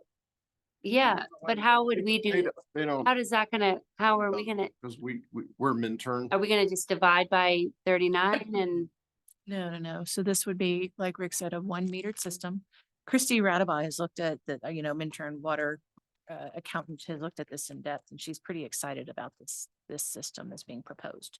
It gives the POA the ability to control all the water being used on the property. Okay, This one system with 1 meter would then be billed similarly, council at the last council meeting directed staff to come back, with new irrigation structure, similar to what ERWSD is looking to do with the number of acres that they have and the amount of water that would need to be used. And then you get billed according to that, similar to what ERWSD is doing. So Minturn is looking at implementing that. So to ensure an equitable cost, the more that they use, the more that they would pay. okay, that's good. I just wanted to make sure that this system worked with hopefully our new system of, Yes, and the town hopes to bring that forward sometime this winter before the next watering season. okay. My concern with that is not Go the ahead. water use, it's more that we're gonna end up with everybody with 39 copy and paste landscaping designs. So you're gonna walk through and it's gonna be Pleasantville. Yeah, I know, that's, I agree. They all have to come through the DRB process. The town will approve the landscape plan for every house. If the town doesn't like them, we'll have input on them. But they're all on the same. So they're all the same irrigation, but they surely can plant their plants in different spots. Yeah, that's correct. What's actually happening is each owner has an allowance for landscaping. And then they will meet with the landscape architect to determine what that is within the constraints that are within the PUD. So we're not determining each lot. We're just saying, here's the boundary. Now we're gonna look at it. It's actually being done in our office. But if somebody wants to do something different that doesn't add cost to the overall, then we'll certainly look at it. Whether it's xeriscaping, whatever it is, we're on board with that. Okay, couple more questions, mostly for staff, but thank you, that was helpful. If my screen went dark. There is a section 9, I think it's of the PUD, it says completion of public improvements approval. The developer shall complete all public improvements for the PUD within 48 months of the execution of this agreement. Again, is that today? Like, would that be if we passed it today? Unless otherwise agreed in writing. The SIA probably gets signed just before we record the final plat would be my guess. So it could be a few weeks or a month after the hearing. Okay, And the 48 months recognizes, I mean, and Rick can comment on this. I mean, when you're moving, remember, the public improvements aren't just simply the roads and the sidewalk, it's also the restoration of hillsides and reseeding and, there's things that due to the winter months may not get done in one construction season and it may drop into the next. So, it's all the improvements have to be done within 48 months, except for the 3 items that I noted. okay, the vehicular circulation map, I know this is all over the board, but the PUD has a lot of information in it. That western cul-de-sac, the northwestern cul-de-sac. I know residents have brought it up. Lots 1 through 4 come straight down. Maybe you can pull up a map, Scott. But is there a way for that cul-de-sac to be an emergency out? Can we, I was kind of adding up all the houses in there and Taylor, and in the event of a wildfire, which could be likely, plus with a 5-foot setback on sides, could mean a wildfire that is, I mean, it's very similar to Minturn where it goes through the houses. It's a lot of people to get out at once. And there's one choke point, which is in the middle, if you pull it. We explored that early on, Yeah, and there's too much vertical separation, Minturn Road to the end of that street, the cul-de-sac to get. I remember you to meet said in that. the- Is it, what would that involve then? Is that I mean, dropping the road that goes through there about, it's already in a cut situation of about, some cases, 6 feet or more. So you. Can you put like a I mean, board across it? I mean, can cars get out of there? It's Like, not- It's not just that simple either. Utility connections and crossing gas pipelines, and there's a whole, so it adds a considerable expense. well, it's not the expense, it's just not. It's And not- grades, remember, And we had grades. all these issues with grades with what the prior iteration of this development posed. That's why they were raising the road. They had to raise Minturn Road by 5-6 feet in order to do it. Right. 15 feet, is that what it Right, is? no, I Yeah, remember. And so this plan specifically, one of the controlling elements of this plan is to deal with Minturn Road grades and grades coming into Minturn Road. And it has been reviewed thoroughly by the fire district. Yeah, I know, but the only way for all of those homes up there to get out is that one choke point. And the other side too. It's just a lot to evacuate people. I mean, it's a lot of homes. I know that the fire department reviewed it, but I wish that there was a way that we could get more people out of there. Is there any way that could be? No. it's not. Okay, There is a trail. that cul-de-sac down to Minturn. that's what I was gonna add. There is a trailer is, Trail, so, you know, somebody on foot could get. yeah, okay. All right. I mean, and I think either way, everybody ends up on the one road, like. They're ending up on the one road. I don't know that the choke point is Mhm. like that. And then page 5 of the PUD by regulation should develop and implement a stormwater management plan. Does that, has that been happened as well? To control sediment leaving the property? Mhm. And that's what I was talking about with the cul-de-sacs, I guess, or the culverts, I guess. That's usually just for construction, like a swamp permit would be for the construction phase so that you don't have sediment from the disturbance. No, it was a stormwater management plan to control sediment leaving the property. A stormwater management plan will be utilized in order to avoid, it's page 5 of the PUD, Yeah, one other. impacts to Game Creek. To start construction is that they have a state issued stormwater management plan. So as part of this pre-construction meeting, they'll have to demonstrate, yeah, their stormwater management plan stamped I by see. the state. Okay, And it's for the construction phase? Is that-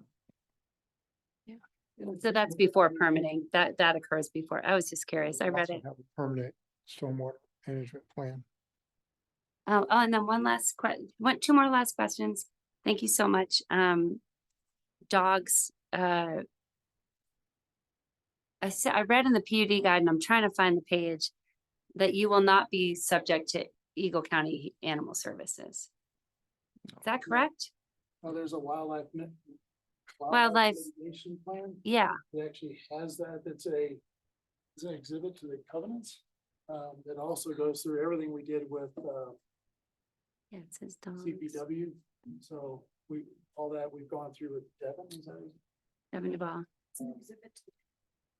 That's an exhibit to the PUD guide. There you go. There's I read that in there, and it was really specific about, you guys have a leash law, actually. People should know that. Especially people that live on Taylor should know that. You have a leash, there is a leash law. We should look at it again for our council. But is Eagle County Animal Services, are you gonna be part of the town? Well, we've gone through this as to who really has that authority, and the way it's stated in the wildlife management plan, mitigation plan, I believe, is it lists all the authority. The property owner association is the first line of defense. Yeah. The town, Eagle County, and CPW. Those are the 4 entities that are named. Okay, it does say Eagle County in there, But but then Terry- I did see Terry, somewhere else. To be clear, their development is subject to the town's animal control regulations, the same as anywhere else in town. Okay, I did read that it would not be part of it. And I can't, I'm sorry so maybe that could just be, I'll find it and I'll let you guys know. Yeah, if there's something in there that says something to the contrary, please. It was somewhere. It's like. It might have just been a mistake because it is in the wildlife mitigation plan. I mean, clear as day, so. If you find something that indicates that they're not subject to the town's Yeah, I'm sorry. There was a lot of stuff. I tried to put page numbers with I the wrote it. questions. Last thing, we got a letter, which I think has some merit, about sidewalk width. Talking about, and it's from Bill Hoblitzel and Kristen Thomas, talking about the pedestrian connector easement, which width being unsafe. It's 4 feet, I think, in your PUD. And this was asking for at least a bare minimum 6 to 7. I've read the letter. Okay, all right. So we are gonna read that into the record, or at least, Oh, the- okay. yeah, That they're not intended to be sidewalks connecting all these different locations. It was always discussed as a pedestrian path that allows someone to walk down into the neighborhood or ride their bike down. There is a sidewalk along 4th Street, so if anybody needed or felt like they needed to use a sidewalk, they could. Can you use that pull up a sidewalk. map?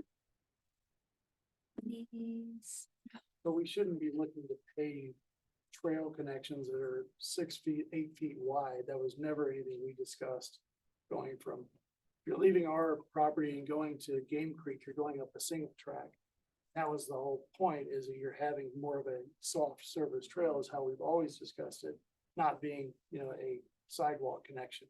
Well, so location, that location is an exit point for the Minturn Mile. I mean, I think residents up there count as many as 400 cars on a day, on a weekend in the winter. And those people either park up there or they pick up there or they ski to the saloon, usually through your property, like right through your property. So it's more of a, oh, what's that? It's not gonna be what it is today, though. They could, if they want to continue to ski down the west side of Taylor Avenue, and you can do that and go right ahead, but now we're talking about having ditches and improvements that are not what you see. Yeah. So the idea of having a hard service trail that's gonna go through the ditch and then back up the ditch and then back down to the street. It's not the same as the examples were used in Carbondale and Vale and Edwards and other. Well, I guess, locations. I guess if you could pull up the map, I'm sorry, please pull it up because I want to look at it. I was under the impression that those were added not for access to Game Creek, maybe one of them, but more to address the fact that instead of the standard Minturn grid layout, it was gonna be more of a kind of, circled in, dead end street section, and it was to facilitate resident, like walking around and just saying hi to your neighbors and going Right. around the Okay. streets. Show me where. I'm just confused at what he's, I mean, he pulled it up here, but it's like right here on this map. Gray area coming in, which is a soft service trail. There's 2 more on the north end. I'll get there. Slow to move. Yeah, they are big files. All right, so There you go. this shows the trail from the cul-de-sac down to Minturn Road. And And, the top, oops, and he was on that one. this one. There you go. I think Brian accurately described how staff understood comments at the preliminary plan phase to be, which was there was a need to recognize that if we don't put some kind of developed trail in, people will create one. Right. Because they're gonna the kids are gonna wanna walk down and play with their friends down in the adjoining subdivision, and parents are gonna go out and walk a loop with their dog, and they're gonna wanna walk around, and so this was an attempt to put in actual trails that would be, our idea was soft surface trails. The idea was not that these were gonna be like biking trails, that I guess if you wanted to get your bike from Miles End Run Road up to the Taylor, you could walk your bike up it, but it wasn't that these were like paved portions of kind of an intermodal transportation system. That this was to facilitate kids and just people walking around the neighborhood. So it's just for walking around the neighborhood. I guess I'm wondering, well, if they're second homeowners, they're not gonna have kids trying to get to a bus stop anyway. Second. And this is like fairly similar to what currently exists now, just with a subdivision next to it. Like, No, that's what I'm saying is that it's a problem. I mean, I see kids I don't think it's, walking on the road to get to, I mean, there's a trail that goes from the end of the mile down the road, and there's like a trail that goes from the weird 2-track where kind of the road is now on the other side. Like those are already there. well, I would envision like, I mean, if this is gonna be families with kids, like these kids are gonna have to get to a bus stop somewhere to go to public school. I mean, And they can't walk down a path. And there's a sidewalk. Yeah, and there's a side, I mean, there's a side, this is like, I don't know. I'm just looking at it. I just wanna. yeah, make I mean, I thoughts look are at up this there and I for think, looking at. I wanna leave. I'm just trying to do my job, and look at it. I think that when this was spoken about in the meeting, it was spoken as a soft surface trail. It was not spoken about. So that's not gonna be, that 4-foot trail is not gonna be paved. It's not a sidewalk. No, This- this was never, ever discussed as a sidewalk. This is like, I wanna leave my house and I go see. walk my dogs on the Okay. railroad property. Well, that's why I'm bringing it up. And now I don't have to go through someone's yard. Okay. So that's what Bill's referring to as the soft surface trails. Those 3 trails that Scott showed you are the ones that are the subject of Bill's. Okay, letter. thank you. I mean, this also came in pretty late too, so I just, wanted to make sure. And again, I mean, and we intend to kind of address this at the end of public comment, because this really is a public comment. But again, our understanding of the comments that were made at the preliminary plan hearing was these were to be trails, not sidewalks, and they were to facilitate pedestrian movement from the Taylor Avenue side down into the subdivision.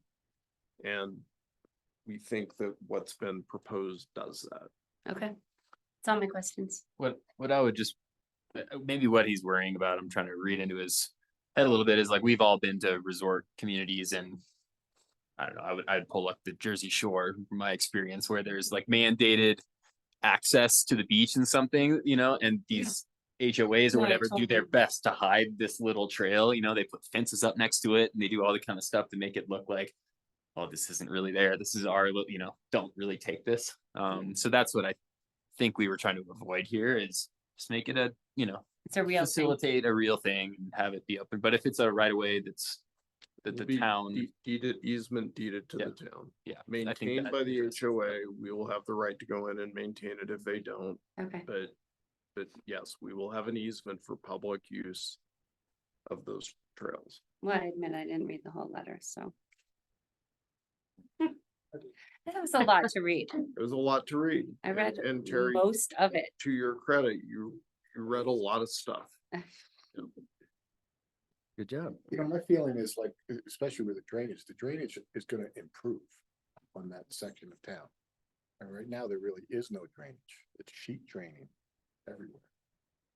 And we're gonna get culverts, we're gonna get culverts clean, and we're gonna have drainage ditches. I mean, I feel like the drainage situation is gonna benefit everybody. I mean, I think that the infrastructure as well, I think the town has committed to using a good portion of the construction use tax to repave Taylor Street. I mean, it's probably gonna be the nicest section of town with the best drainage in town. So, Rick selling or whatever, $2 million homes, I mean, you've got to provide the services to get the price, I don't know, I think we've got a pretty good project in front of us now.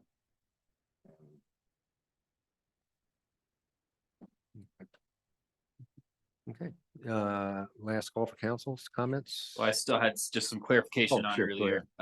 You do, like, you mentioned, maybe this needs to be sent around and updated, but in the current link to the council documents, there's still in the POA things like section 15.8 refer specifically to a executive board and a design review board.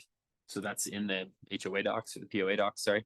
And this is all out of date. Okay, so we're looking at an out of date document. I guess, what is the course of action then to see real So we the could- real document? Mike has Did you made pull that from the some docs that were on the? adjustments. And they, This is They- from the they link on the came- website in the council. they came back, those comments came back a couple days after the packet was run, was put together. I mean, things are evolving pretty quick. Right. So you will see at the next packet, final everything. You know, so there will be the final development agreement, covenants, everything will be laid out in final form for your second approval, your second reading. If I haven't seen them, it's hard to approve for the first. I guess I'm just, so then basically we get to that next one and all of my comments, once I go home and read this updated packet, and if we come back to the second, none of them have been addressed. And you Then you can propose amendments that would then become conditions of approval. Okay, I guess I would just, in retrospect, would have been very helpful to me because I spent a lot of time reading through some of this stuff, that it would have been the current stuff. Because it does, like I said, mention some of that stuff, and in bands, recreational equipment, basketball hoops, things like that. Just stuff that families would have. And then I just had a question about the parking on Minturn Road. And what is, as part of all this, it doesn't look like there was guest parking for the employee or the local deed-restricted houses, but is there guest parking built in at all to the other ones? And are we assuming that people are gonna either use the Game Creek parking or parallel park on Minturn Road, or We've actually had 54. up at Game Creek? parking is currently, I don't know if you- There should be no parking on Minturn Road. Yeah, Minturn Road will not have any parking. Taylor Avenue is where Rick has added the parking.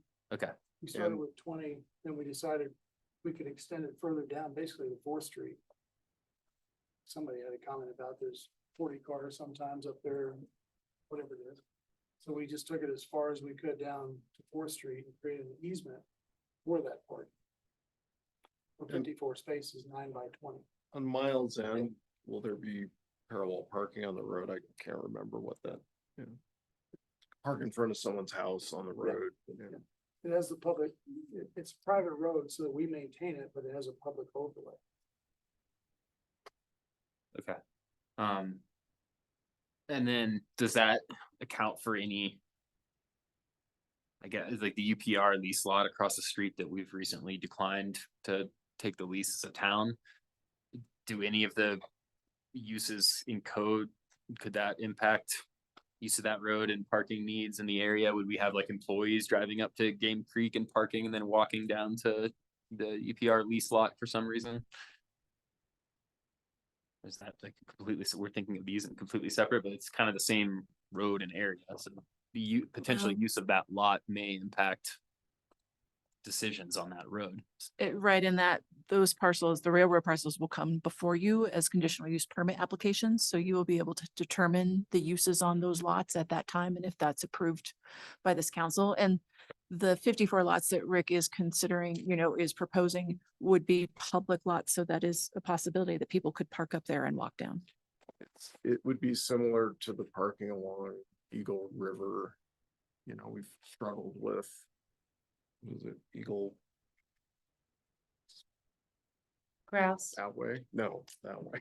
Yeah, Eagle River Park is an Yeah, example. you has know, 7 parking we've spaces struggled right with now, and- with residents parking in those parking spaces. And so what can you do? Well, you can have a time limit on how long they can be there, that they can't start parking until 8 in the morning or something. And if we get to where it's a problem with these parking spaces, we'll have to figure out a strategy for how to deal with it. Some of them we pull in just like they are They're now. straight in. Yeah.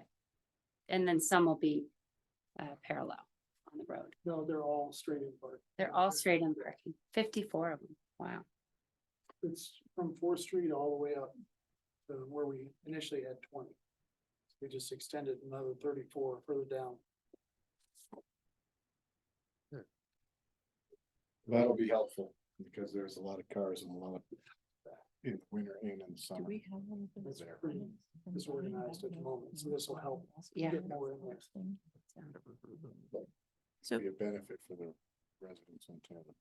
So if you do have comments on, like, if on documents, even though they're drafts, that you want your staff to consider, feel free to, you can email them to us or we can sit down and talk. Or say them now, like if you want to ensure basketball hoops are allowed in driveways and like those are things that should be, you should please feel free to give comment now so we can ensure. Right, I think like, I just happened to jump back over there and pull Right. these, I mean, it's a huge paragraph section, 15.8, but it sounds like this is an outdated document, so No, I no, think just in but general. that hasn't changed. So like, Okay. I mean, if you have some comments like that. Yeah. It is. Well, I think in the appropriate. first roundabout, we were sitting here talking about how somebody should be able to have like a snowmobile. Yeah, I get that's a very specific thing, but I think think about that in a general way that I wouldn't like to see a HOA, POA that is worrying about people's, ability to keep a camper or a snowmobile or have a playground on their front yard if they've got some kids, puts a swing set in, things like that. And that's what makes our community.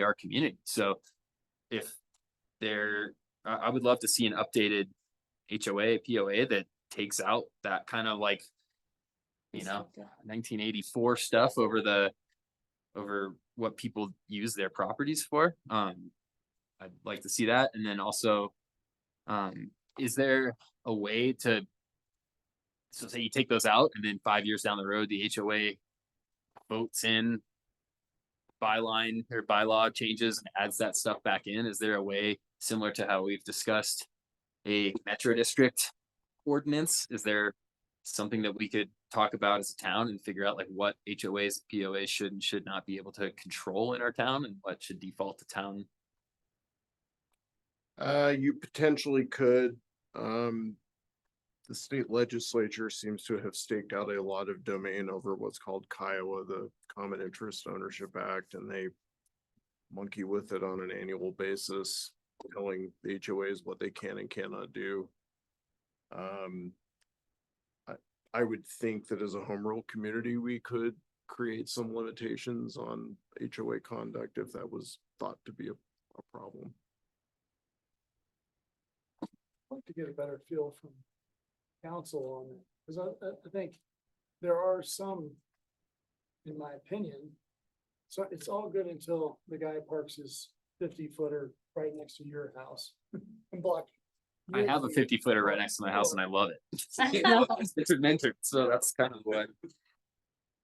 Maybe I'm different that way, but I think there is something I think that is good for a community, try to maintain property values to some extent. Just don't have a free-for-all with things parked in the yard.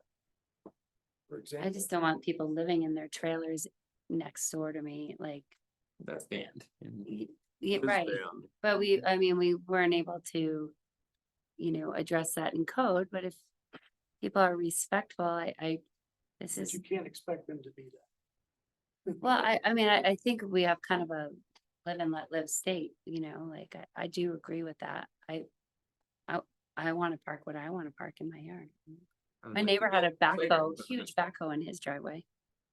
But to me, we're talking about his clients buying their property, wanting to do with it what they want, and their ability to make the rules the way they want their neighborhood to be. I don't know that I'm imposing, I think, what they can do. And so I would leave it up to the HOA to decide what those rules are. And if it looks cleaner than the rest of the place, that's okay. If that's the way they want it, they're spending the money to get it there. So if they decide, no, I don't have room to put my 3 snowmobiles in the garage, so we want it in the driveway, then if that's what they work out, that's fine too. I think it should be their decision. I don't think we should impose. That's how you create an enclave that's not part of the town. That will be a very separate, non-integrated. You're talking about part. parking snowmobiles in the driveway. I mean, I don't know that that's gonna look that different. That's an No, he's talking about example. not parking snowmobiles in the driveway. I'm saying, Right, like- you're taking, one homeowner can choose whether or not to do that on their own. Mhm. But this is a tattoo. This is permanent. So this is this is a large percentage of increase in Minturn's town. Mhm. And if we we have to be careful about what we do, because all of a sudden you have this like big group of houses that doesn't look anything like Minturn. Mhm. And that's what I think we're trying to avoid. We're trying to integrate this neighborhood. We're trying to grow Minturn as a community within the values that we've identified that are important to Minturn. And a lot of HOAs, believe me, I grew up in Highlands Ranch. That is like the worst place on earth. My parents live in Westbrook Village in Arizona. That's the second worst place on earth.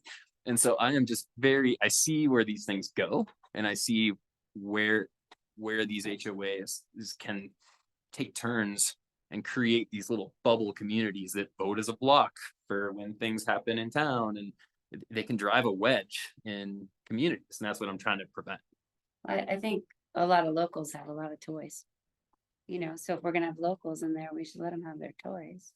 I don't see why not.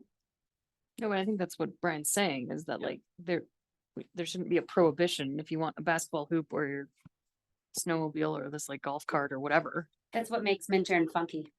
Like you'd match the rest of Taylor Street pretty well. Definitely follows our community plan, which is kind of wacky. Right? Yeah. I'm down. I agree. Okay, do we have, okay, so we got, how many, do we have 4 here with those? I support that too. I live here because I could park my trailer out in front of the house if I Oh, lived it's in. your 50-foot trailer. No, it's Roy's. Mine isn't here right now. Mine's only 25, but that's why I live here, you know, I mean, but if I lived like in Single Tree, I couldn't do it. Mhm. And I think a lot of people live here because of that. And I think over there, a lot of people would probably appreciate that too, you know, some of your owners.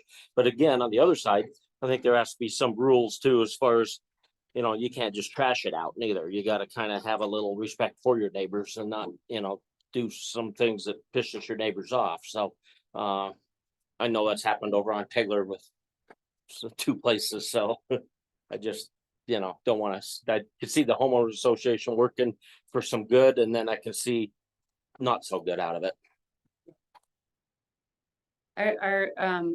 Is chickens allowed? Chickens are allowed in. I'm just curious because some of your neighbors have chickens. Litigation plan. I don't think you're allowed. No livestock. So the town allows it. Well, that's Just curious. I just that's a was wondering, CPW thing. They don't want anything attracting any animals Oh. in the area. right across the street, there's chickens. Oh, we got plenty of garbage.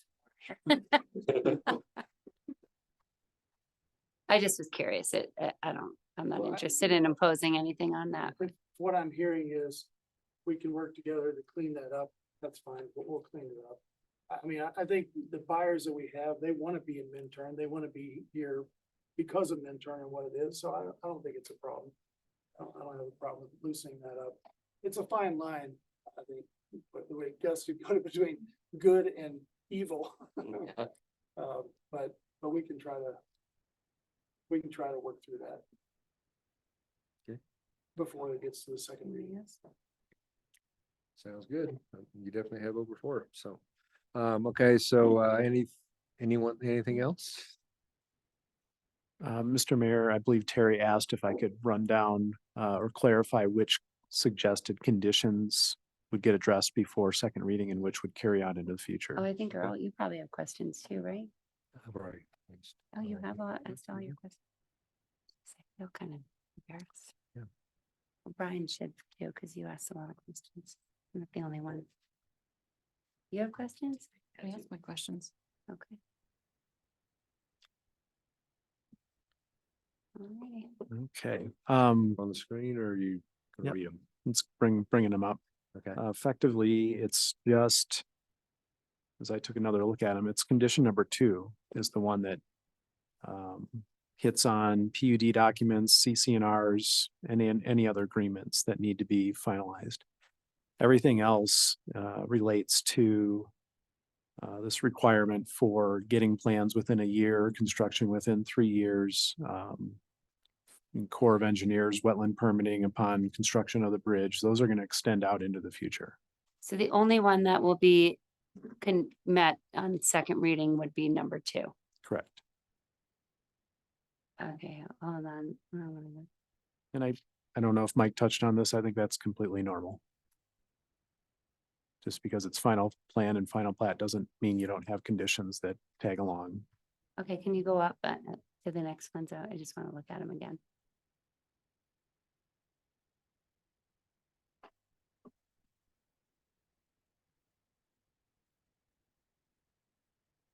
Okay. And there's more. This is all of them for final plan. Okay, thank you. Thank you, Scott. Okay, are we ready for public hearing? Okay, this time we'll open public hearing. Is there anyone in the audience that would like to stand up and have anything to say? All right, there you go. Name, Just state your name and your address. Rob Goshevsky, 560 Taylor. Well, looks like we got all those big guns here tonight. Yeah, so I do support the drainage. It is quite the improvement. We'll be jetting the culverts, that's great. I think surface drainage is appropriate. Especially setbacks they've got, so I do like that. But I have heard that a lot of these lots, which initially were claimed as, everybody's got a reservation. There's an awful lot of lots on the market all of a sudden. And I've heard hearsay that banks haven't been so keen on funding some people who are interested. So I think, people need to go to banks to get funding. Those are our local types. And if they're getting turned away, we're gonna see a lot more, cash buyers or big money buyers. So I think, on that note, don't shy away from that 1% transfer tax assessment, because these are gonna be big money buyers. These aren't gonna be your people getting your typical mortgages. These are big ticket homes. So I realize that, and it's gonna be Beaver Creek types. They're gonna get a deal at 1%. Well, I'd ask council to hold steady on that transfer assessment. Maybe even turn that knob up a little bit. Also, I wouldn't worry about, the fire emergency exit, because I don't think these homes are gonna be occupied 100%. 4th of July fire. Stormwater, yeah, we've got these open surface ditches, which are permeable, which helps with the silt and sedimentation, but what happens when it all gets dumped down onto UPR? And there's that huge area between the railroad ballast and Minturn Road that is basically a pond. That's where the depot used to be. That is a de facto sediment pond. When we built our landscaping yard down there, we have a pond that takes up at least 5% of our property to get that silt before it hits the river. And I don't see anything like that on these plans. Sedimentation pond, it's something Hawkeye was really hard on us about. And yeah, Hawkeye reminds me of legacy of the town. And this is final plat, we're naming roads and stuff. I just would say, I would ask the applicant to come up with something more creative than Miles and Lane. I think there's an opportunity to honor some people, some places, some names, instead of the tongue twister Miles and Lane. I like the prior applicant Ice House place, that was near the ice houses. Evercrest Circle, Turntable Circle, Gilman Lane. Luby Lane would be cool by the saloon. That was the guy who opened the saloon. So, I mean, Lopez Lane, there's a lot of Lopez's on Taylor Street, but I'm not sure they want the honors. Or maybe Hunt Place for his facilitation with this project. Getting it through so fast. So, yeah, on the trail width, the 4 foot, that's 2 of these chairs. So you can imagine if weeds grow or whatever, that's tight. That's a tight space to maintain. Yeah, it should be a single track or soft service path, but that's pretty tight. To maintain anything reasonable. Bill's saying 8's the standard, developer's saying 6. Why not meet in the middle, just like we did for the footprint? The exceptions to the footprint in town, like 6 feet, be maintained. Construction hours, all that. Limiting parking, great ideas. Just want to remind everybody, we have no enforcement in this town for any of that. And then the irrigation, I have some expertise in that. 1 tap for all 39 homes over 7 acres or whatever it is. That's insane. That's like, in Edwards, Miller Ranch, takes 3 days just to blow that system out. And there's more than 1 tap down there. You have to have a very sophisticated landscaping company to deal with anything like that. These lots of this size should use no more than 3,000 gallons per month in the summer for typical normal landscaping. I think on the same page is homogenizing it with the POA. Some people are gonna want awesome landscaping. Some people don't care. It's just, to me, it's so weird to have it all on one system when people want different things and yeah, it kind of hands the contract to one of our huge landscaping firms, and then instead of having multiple different landscaping firms. But I know the applicant doesn't want to have multiple snowplow guys in there, so it fits in line with that. But snow plowing is one thing, irrigation and landscaping is artistic, snow plowing is functional. So yeah, I have a lot of thoughts on the irrigation, but I think that's huge, especially going under a road with the main line. Anyway. Yeah, I guess that's all I have to say. I just think there's opportunity to honor some more of Minturn's legacy with some of these road names, be a little more creative, and I do hope all the promises. Thank you. Thank you. Gasiewski Lane, Gasiewski. I can't even say it. Say it 3 times real fast. Gasiewski. Okay, do we have any other public comment? You indicated you were gonna read public comment? Let's wait. Does Jay have any on those? Jay, got anybody?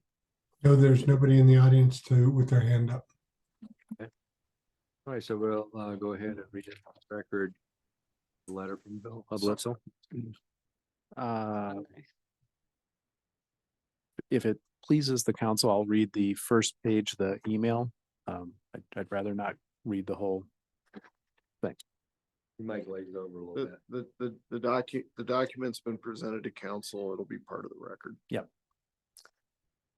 So it says, please find attached public, and this is from Bill Hoplitzel, Bill and Kristen.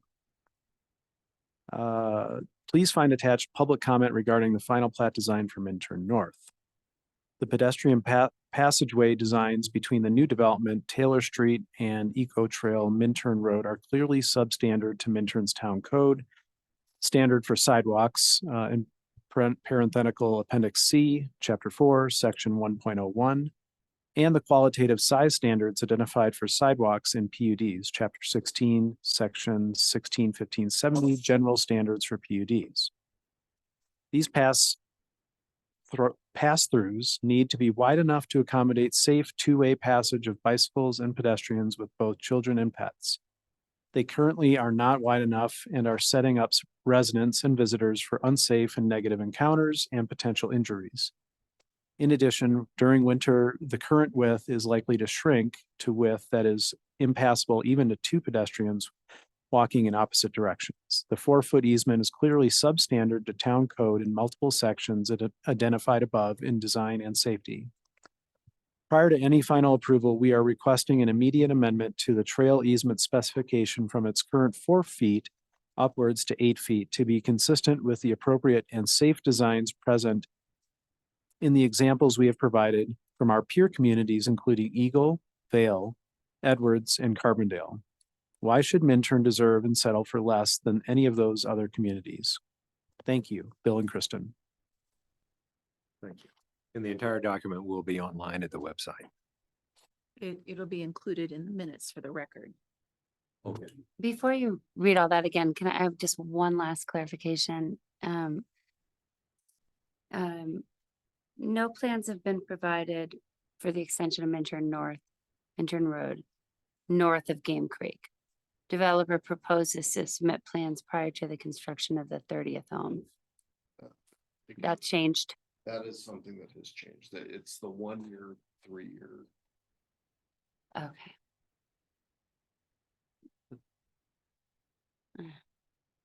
Frustrating. Okay, so at this time I'll close the public hearing. And we will ask the board if we have any further discussion. Of course, this presentation is covering all three of those business items. And I have one final staff comment, which is, the applicant has prepared, an alternative condition related to the debris flow issue.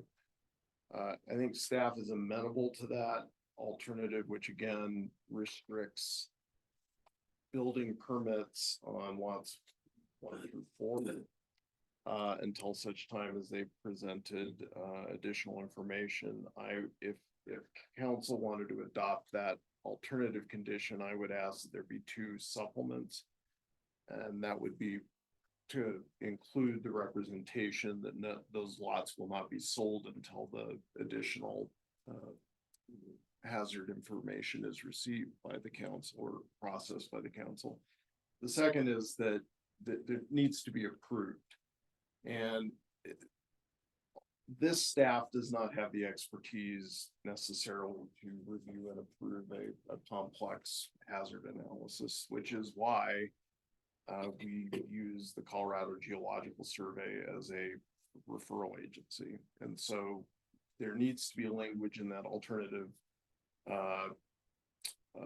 condition of approval that says, it's got to be reviewed and approved by staff, and the staff has the ability to reach out to CGS for their comments. So. Water tap fees. I didn't read this question. Developers shall pay the fee and then in effect for 67 SFEs dedicated to the Minturn North pursuant to Town Ordinance number 5, Series 2020. For potable water service is to be provided by the town. Town acknowledges 6 SFEs exist and shall remain. That's obviously incorrect, right? Or Yeah. I mean, we're talking 39. 54. 30. Uh, Yeah, it will be 34 now. 54. So what's going to, this was the, I'm trying to remember how this ended up in the packet. It says in total 73 SFEs will be allowed. This must have been, was this part of the packet of the application links that they sent to us? Yeah. Is that this particular document has been updated quite a bit since the application was received. So where that has evolved to is that the applicant will pay at the time of the plat for 34 SFEs, and that's 39 lots minus 6 SFEs that they have a credit for, because there are 6 units already on the property. You get a credit for pre-existing water use. So 33 SFE, they'll pay tap fees for 33 SFEs. 34. No, 30, yeah, 33, thank you. Yeah, 33 SFEs. 34 because. Oh, yeah, it is 34 because of the landscaping. Right. That's right, and then as so the covenants and the SIA are going to limit every lot to no more than 2,000 square feet of lawn and garden. So Regardless of how many regardless of 6,000 square feet. yes. And so when they pull building permits for each house, anything over 3,000 square feet, they will pay an additional SFE or partial SFE for at the time of building permit. Cause we won't know how big the houses are until they pull for building. But if it's a lot, it's getting 2,000 square No feet. matter what, Okay, that's right. all right. And when do those tap fees get paid? On building permit? The water rights dedication fees again generally are paid at the time of final plat, which is why they're paying for the 34 SFEs of water rights dedication at the time of final plat. And that's cash in lieu as well? That is the cash in lieu. That is the cash in lieu. Okay, all right. And then for the tap fee and the system improvement fee, those are calculated at the time of building permit, So each building, like each house. each yeah. house. So when we look at those numbers, those tap fees will be, it's not like one lump sum. It's gonna come through as the houses get built. In two stages, we'll get money for the cash in lieu of water rights dedication at the time of plat. And then we will get tap fees, system improvement fees, and potentially more cash in lieu of water rights dedication, depending on how big the houses are. Bigger house, you pay more water rights dedication. Okay. Okay, that's good. Okay, so at this time, I'll ask, we have a motion for ordinance number 15. 15, excuse me. You already did that. I just wish that we had more language in here that was correct or corrected. I mean, I feel I feel like I did a lot of reading and it's hard enough to kind of keep track of it all.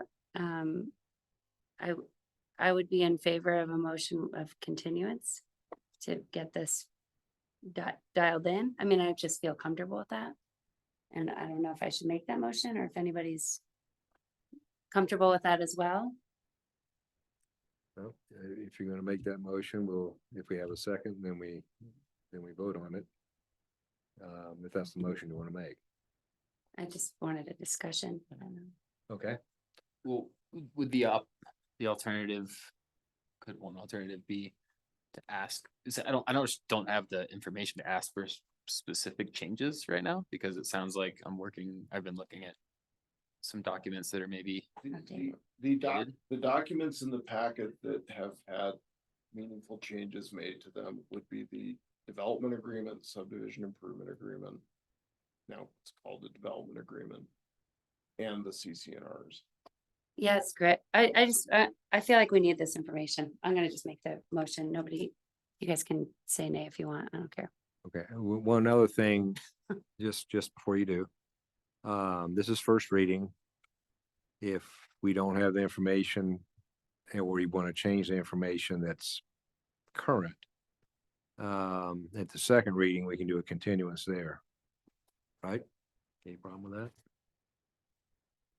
In other words, just so they can see if they can get the work done, and we all have time to review it. And, but that's just another option, but it's your motion. Yeah, I mean, I don't know, if they'll get turned down, but I'll make a motion to continue ordinance 15 series 2023 first reading, approving the Minturn North final plan for PUD with kind of I understand that certain conditions won't be met within the second one, but I know that some things are going to take some more time than that, but till the next meeting, I would like to see some spell checks and some T's crossed and I's dotted. I just want to see it, I want to see what we're looking at. I would note that if this is continued on first reading, staff will be requesting a special meeting the week of Thanksgiving to approve the second reading of this document, and this relates to the ordinance that the council approved extending the moratorium deadline for the Minturn North development under the water moratorium until the end of November. So if we're gonna push off the first reading, and we're gonna have it on the 15th, we're gonna have to schedule a special meeting after that. It's whatever. I actually don't think, I think this thing's pretty close, and it's, you know, the fact that I'm asking a lot of questions means that I just care a lot, and I'm want to, you know, but I don't think any of the stuff that I'm, you know, kind of being a stickler on is high dollar value stuff or any real big massive changes to anything going on there. Like, I think the drainage stuff, I tend to agree. I think this is a huge improvement in the area. I admire the amount of work that has gone into a lot of this. I just would love to see changes to those POA, HOA documents to reflect things that I've been talking about. So I'd be okay with making it to go through with reading one on the condition of updates to that POA. That's common. That's common. You make suggestions and then if they don't meet them, then we continue out from there. In other words, you got to end up with a version that this council finds acceptable. Yeah, and it's just really hard to say exactly what those are because I'm not looking at the maybe most recent document, but I would say that to address what we've discussed, just the general terms and ability of that POA to regulate individuality and, you know, things that make Minturn Minturn. You know, the mentions of a design review board, remove those mentions of the executive board approving landscape design and basketball hoops and things like that.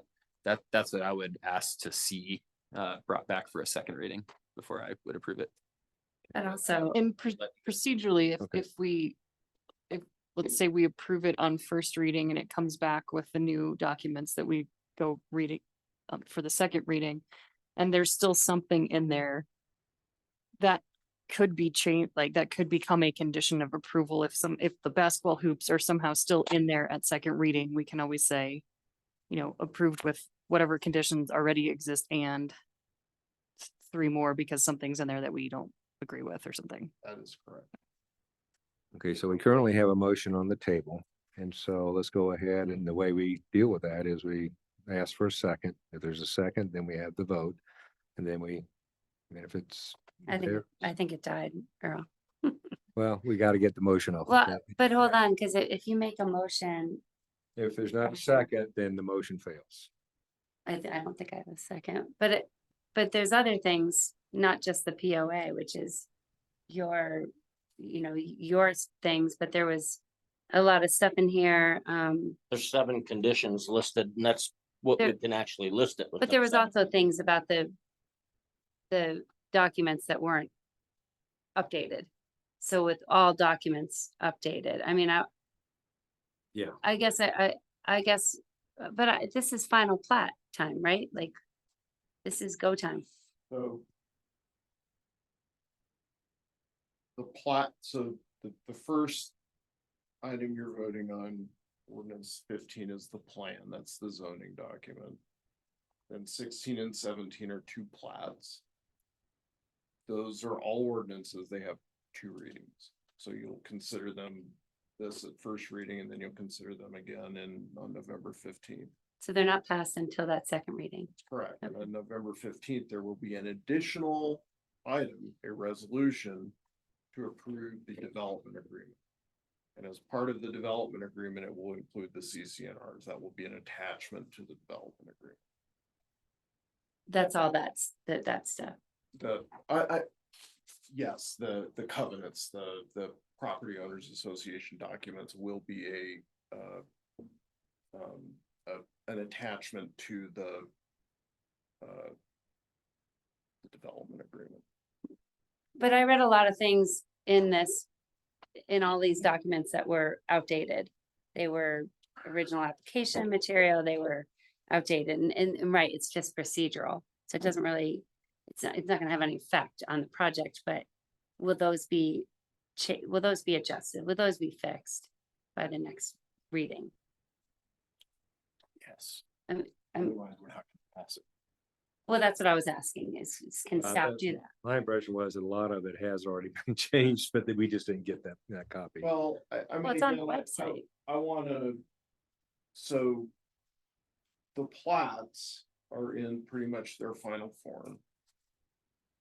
There's a little bit of fly specking that Jeff still wants to do, but they're unlikely. I mean, if they're gonna change, it's gonna be survey notations that you're not gonna notice or care about. The PUD guide, which is also what you're voting on today, no one's suggesting any changes to the PUD guide. So the documents out there that we're still working with the applicant to review are not documents actually that are part of your ordinances that you're considering today. They are the development agreement with a series of attachments, of which one has been mentioned, the covenants for the Property Owners Association. Then the construction plans, which include, you know, we are still going back and forth on a few technical questions. And then the general kind of site plan and other kind of plan related documents, but those get approved by resolution at the next meeting. Other than vested rights, 20 years, vested rights, 10 years. That's in the development agreement. Okay, I thought I read it in the PUD guide, but okay. All right. So is there a second for Terry's motion? No, there's- He doesn't want us to have a second, I think, but, I think I didn't get it. I mean, I didn't get a second. okay, so. I just, you know, I understand what I'm asking for is just the same thing. It looks like the same thing. However you look at it. Nobody obviously, I don't want a special meeting. Thanksgiving, so. Okay, so motion fails for lack of a second. We'll entertain another motion. I would make a motion, but I don't know how to phrase this. It's in there. Yeah. They have the, Yeah, I'm looking have at the that condition language. here. So I'd make a motion to. Do I need to read the whole thing and scroll down and look at that? Motion to approve. With conditions that we update. Correct, including whichever amendment, If. want If- to do that. if you want to choose an amendment to identify the geotech issues that Scott brought up. So there was a staff condition and there was an applicant condition. Okay, so I want to put. Do we need both of those in there if we're gonna do a? Would be to substitute. It would be to substitute condition number 1 for the applicant's proposed condition. As modified by the requests of the town attorney. And again, those two requests are to put in that lots 1 through 4 won't be sold until the geotech is approved. And that the town will approve the geotech study, including with consultation with the Colorado Geological Survey. I need a clarification. Go ahead, Rick. So with regard to CGS, I just want to make sure I understand what that is, because what we don't want to get caught in is it goes back to CGS. They want to survey an entire hillside and every home on Taylor Avenue that has nothing to do with the mud flow study that we already have.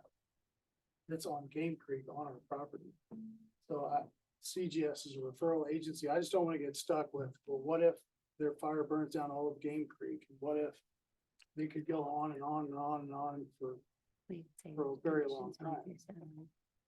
So again, the challenge that the town has, you're asking us to delay the approval of the geological analysis, including your hazard mitigation. We have to approve that. You're gonna give us more information, that's gonna come to us for an approval. None of us sitting at this table are geotechnical engineers. We don't have the expertise to do that. The agency in the state of Colorado that does that for us is the Colorado Geological Survey. So we're gonna have to talk to them. I understand. Are they the approval No. agency? Okay, The town is. that's what I want. But we'll have a right water engineers, CGL, CGS. Children's Garden of Learning, CGS, all these in acronyms. We'll have that information, and but that won't come before council, that will come before staff. Correct, that would be before staff. Can we request that it be reviewed? I mean, not with a vote, but a discussion. Be nice to know what was decided. I mean, I think the public would want to know what was decided. I mean, it's been a hot topic. We could have I mean, again, what I would want to stress is the plat and the development will have been approved. It's not like we could go back and say, you don't have a plat anymore. No, But we could bring it to the council and say, hey, here's a follow-up from a prior meeting. It could be a discussion item where the staff presents the information that was given to us and the approval that was. so we are granting a plat, we're not requiring and reviewing and approving flood, mud flow, or hazards. We're granting a plat. And I think, But the staff isn't- has the ability to say, isn't the update gonna be like the berm should be 3.5 feet instead of 2? Like what, I guess what's the update? It's gonna be council's, We're anticipating. yeah, it's gonna be council's decision, and here's what you wanna think It's about. our decision on the height of the berm? No, Oh, but the discussion with CGS, in other words, they're giving us worst case scenarios to consider, right? But they can also provide data on the mud and debris field that might normally happen in 100-year thing too, and they can review right water engineers documentation. And then it'll be our decision whether we want to try to make the developer, deal with diversion in case of mudslides to a maximum degree that is going to impact in the entire neighborhood. And so obviously that would pretty much kill the deal, right? But anyway, that's what I'm looking. I'm looking at. I'm not going to consider that you fix a disaster area that's not a disaster yet. But you have to fix any impact on his project. That's a reasonable conclusion. So that's where my head is thinking. And but that's the discussion we will have once we get the data. And there's no need to delay anything else because that's a condition. It doesn't have to be met until we get the information we need. So I think I'd make a motion then to approve the Minturn Town Council with conditions ordinance 15 series 2023 Minturn North final development plat for PUD on first reading, because the final plan conforms as conditioned to the applicable criteria and standards of the Minturn Municipal Code and Minturn Community Plan. This conditions 1 through 7. Do I need to read all of those in full? No, thank you. And I would add an 8th condition that the applicant update the POA documents to focus on management of common area resources, landscaping, snow plowing, etc., and not on design review board type powers. Are you which number one are you gonna do? The town's version or the applicant's version? I was on I believe that town was the council town staff version. report.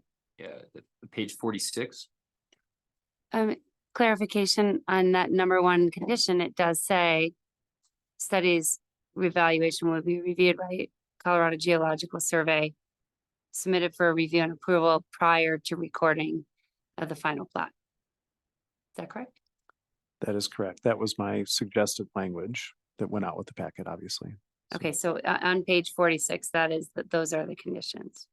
unless you want to change condition number 1 to reflect the applicant's suggested condition, which No, I think he just made a motion for his staff's suggestion. Okay.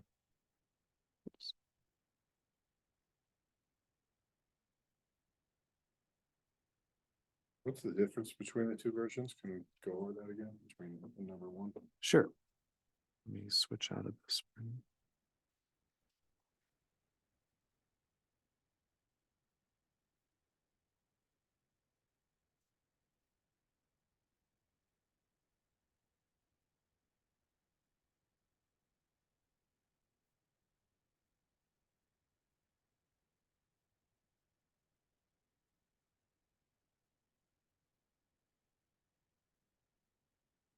Okay.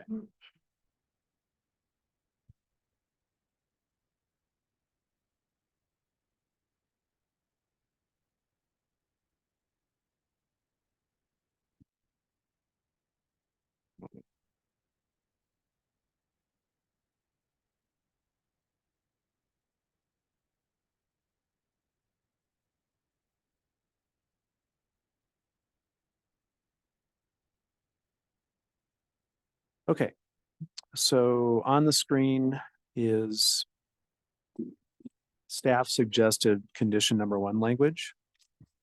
The applicant shall provide and the town of Minturn shall review and approve additional flood, mud flow and or debris flow hazard evaluations, reports or studies prepared by a professional geotechnical engineer licensed in the state of Colorado and specifically related to the Game Creek drainage and associated alluvial fan areas occurring within the Minturn North PUD boundaries. Such evaluations, reports, and or studies shall specifically evaluate and assess the risk of potential flood, mud flow, and or debris flow events, as well as the efficacy of proposed mitigation, design, and construction. Such evaluations, reports, and or studies shall be reviewed by Colorado Geological Survey and approved by the town engineer. And any revisions to proposed mitigations shall be designed and submitted for review and approval by the town and or its consultants prior to the recording of the UPRR subdivision final plat and or the Minturn North PUD subdivision final plat. So the intent there was to effectively not approve the final plats creating these lots, which could be developed until such time that we get those reports and we have a chance to review them and approve them and understand, as Rick has stated, based on Wright Water Engineers 100-year mud flow analysis, where does the berm stand? Literally, does that mitigate the problem or not? That's the one thing that we've been kind of chasing for a while. The alternate language reads prior to the issuance of a building permit. So not holding up the recording of a final plat, not holding up the closing of the property sale from UPRR to the applicant, but letting them close those, letting the plats go through, but not issuing building permits for lots 1 and 4. The applicant shall provide the town with additional documentation based on the Wright Water Engineering Game Creek existing mud flow analysis, confirming that the currently designed berm or other means of mud flow protection which may be provided to be located within the Game Creek setback is sufficient to reasonably prevent a 100-year mud flow event. Such additional documentation shall be provided by either a professional civil engineer licensed in the state of Colorado, or a professional water engineer licensed in the state of Colorado, or a professional geotech engineer licensed in the state of Colorado. It seems to me like the first one was probably happened in the time frame of the water moratorium.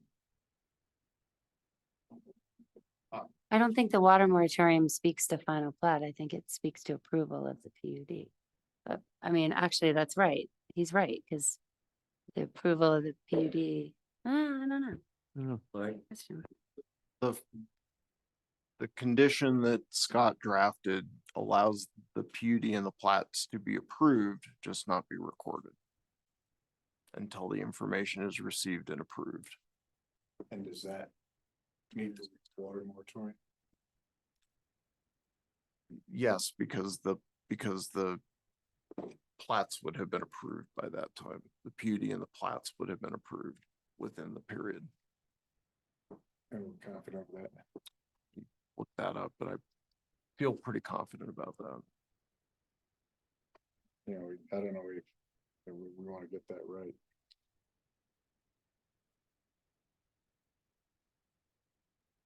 We want to take 10-minute recess while we look at a couple things and then Yeah. we'll come back. Yeah. Done. Motion again, given that. Right. You just look at the white. Open session. We're reconvening into open session. And we're on ordinance number 15, and we have gotten some language here. So, Mr. Mayor, if I can provide some context to what was Please. handed out. Okay, so as council's aware, in the staff report, staff had proposed a condition related to hazard mitigation along Game Creek and having additional information provided together with review and approval by the town. That the staff condition would have had required that to have been done prior to the recordation of plats. The applicant proposed some alternative language, which would have said that he would not build on lots 1 through 4, or pull a building permit on lots 1 through 4 until the information had been provided. Scott and Jeff and I have talked. We have made some edits. We've conferred with the applicant, who I think we should allow to chime in, but we believe is okay with this proposed language, and I want to read it and explain kind of what it means.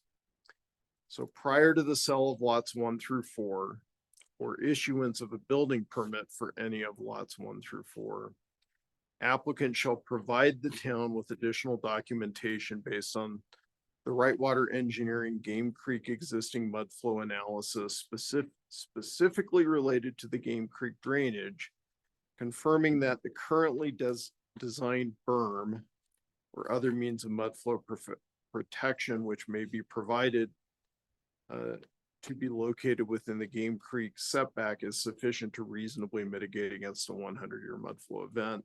Such additional documentation shall be provided by a professional licensed engineer in the state of Colorado. Such evaluations, reports, and or studies shall be reviewed by the Colorado Geological Study and approved by the town engineer.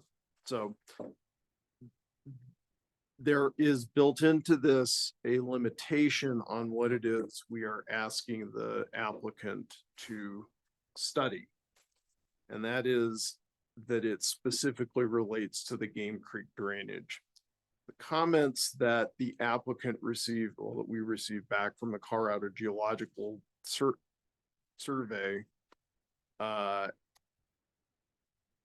requested information about lands along Taylor Street moving away from the drainage, and asking for information about hypothetical events that could happen in the future related to like a fire and what the flows would be.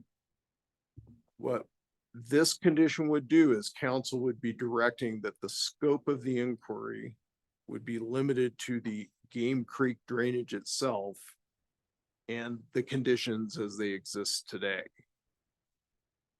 And that we would then get that information back. We would allow a plat to be approved. We would allow the plat to be recorded. The applicant would be bound not to sell lots 1 through 4 and would be prohibited from pulling building permits for lots 1 through 4 until we had an updated report, an updated analysis, and that analysis had been vetted by CGS and then approved by the town engineer. In a situation I just want to tell you is CGS may just come back and be like, well, we want to see all this other stuff. And we're just going to have to tell them, that's great. You may think that, but what our council has directed is that our scope of inquiry is the Game Creek drainage itself. So why are we just going with 1 through 4 when actually the Colorado Geological Survey specified lots 1 through 5 based on the grading plans? And the 2.5 foot high deflection berm is planned between Game Creek and lots 1 through 5. Okay. Because we started it further. The actual mud flow starts at the very corner, the western corner of lot 4. But we started the berm above that, which included lot 5. So we made a longer. That's what they said. Based on this, between 1 through 5, they don't have the mud flow debris flow. I guess I'm not understanding is it your, who said that only 1 through 4 would be Well, impacted? because that, the mud flow analysis, the study itself shows mud flow on lots 1, 2, 3, and 4. I see it, it's right there. Sorry. We're the engineer. I was gonna say, do we have that? It's page 5 of your report. Page 18 in the drainage report. But we have actually, we have one that's easier to see that I highlighted so I could see where the berm was on the grading. Might be easier for you to see that way. Yeah, just that, yeah, show us that, because they flagged 1 through 5. It's the one that shows the mud flow, that shows where the berm is placed. If Taylor could put that up? Yeah. So then you can see. Can I move over here? Away from the microphone, is that all right?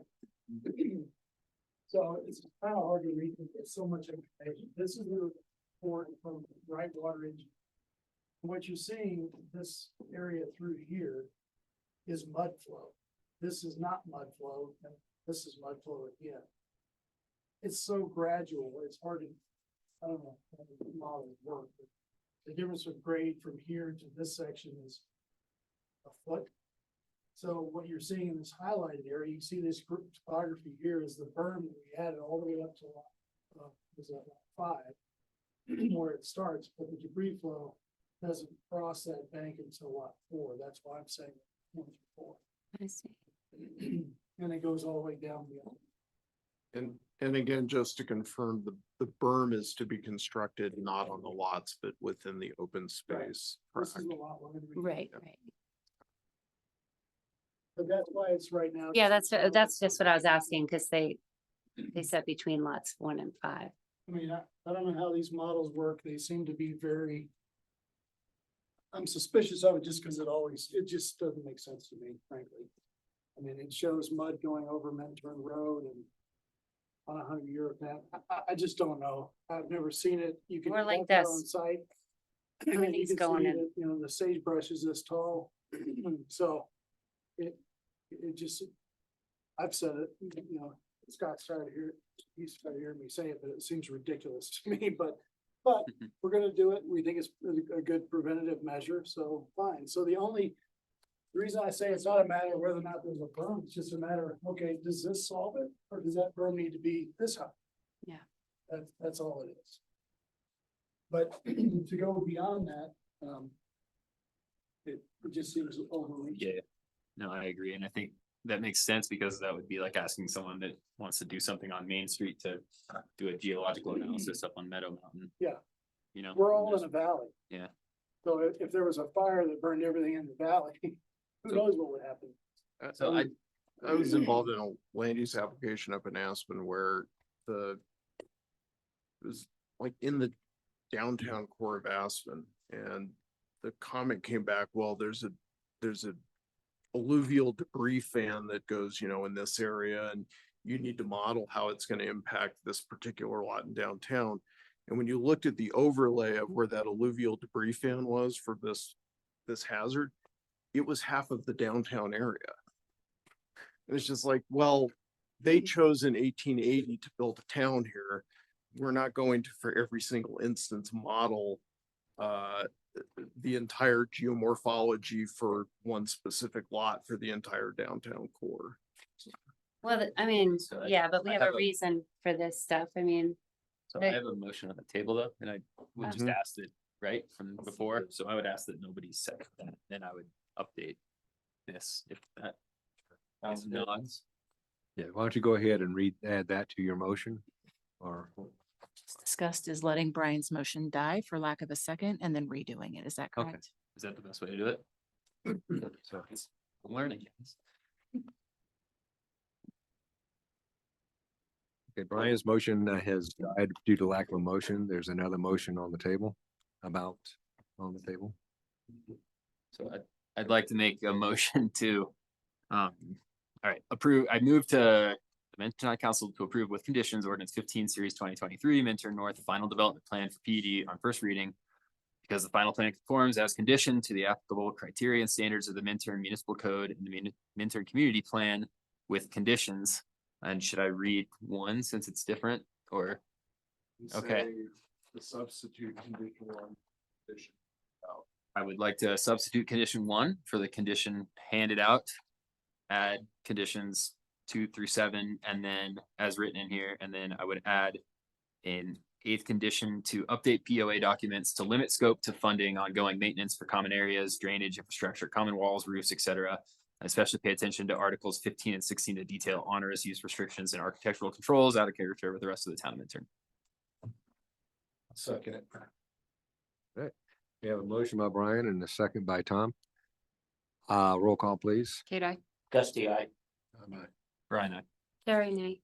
And Earl. Okay.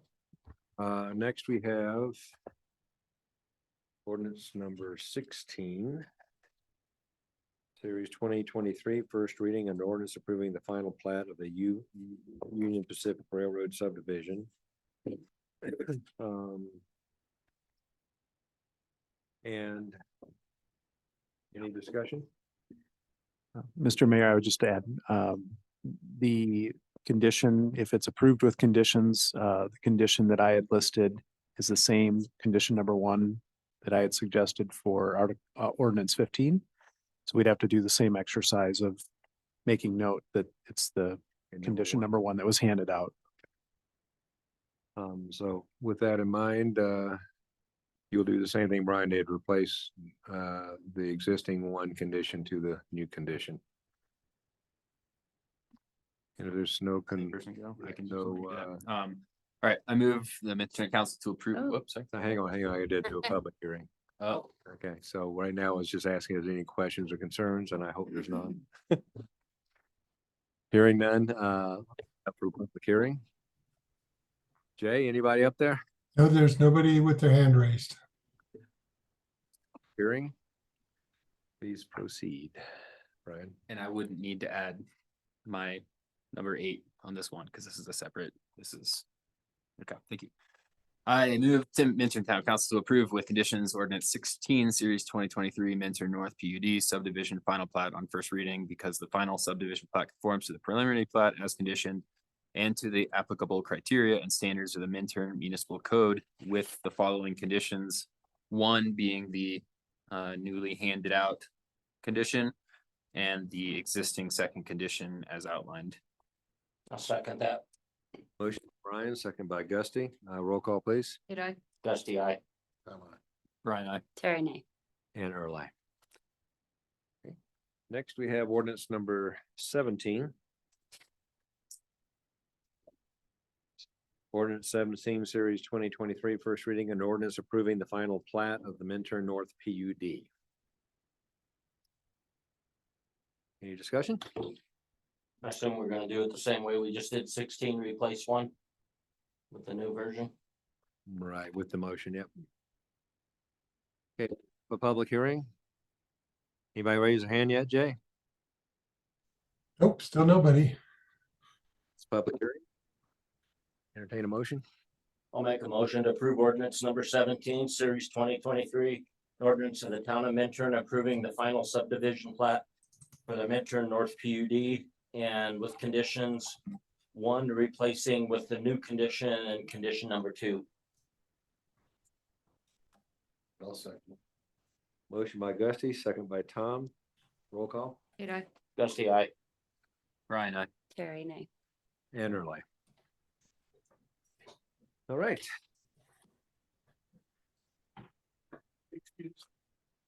Oh, you have to wait till we demolish the GID. Sorry, it has nothing to do with you, but we need an audience. You want to go? You definitely want to get out of here. Thank you. All right. Okay, next item is ordinance number 8. Since 2008. Ordinance number 18, series 2023, first reading, an ordinance approving the dissolution of the town of Minturn General Improvement District. Anybody want to take care to just tell people what it's about? Yeah, so Mr. Mayor, as part of the Battle Mountain approvals back in 2008, a general improvement district was created. The idea was that certain public improvements could be funded and then partially paid back through revenue generated through the GID. Since that time, the GID has done absolutely nothing. There is no bonded indebtedness. There's no indebtedness at all. The GID has taken no actions. By maintaining the GID, we're required to maintain certain audit and reporting requirements to the state. That causes GA to have to do things on an annual basis for which there doesn't seem to be any purpose. The GID has in its account with the town $2,958.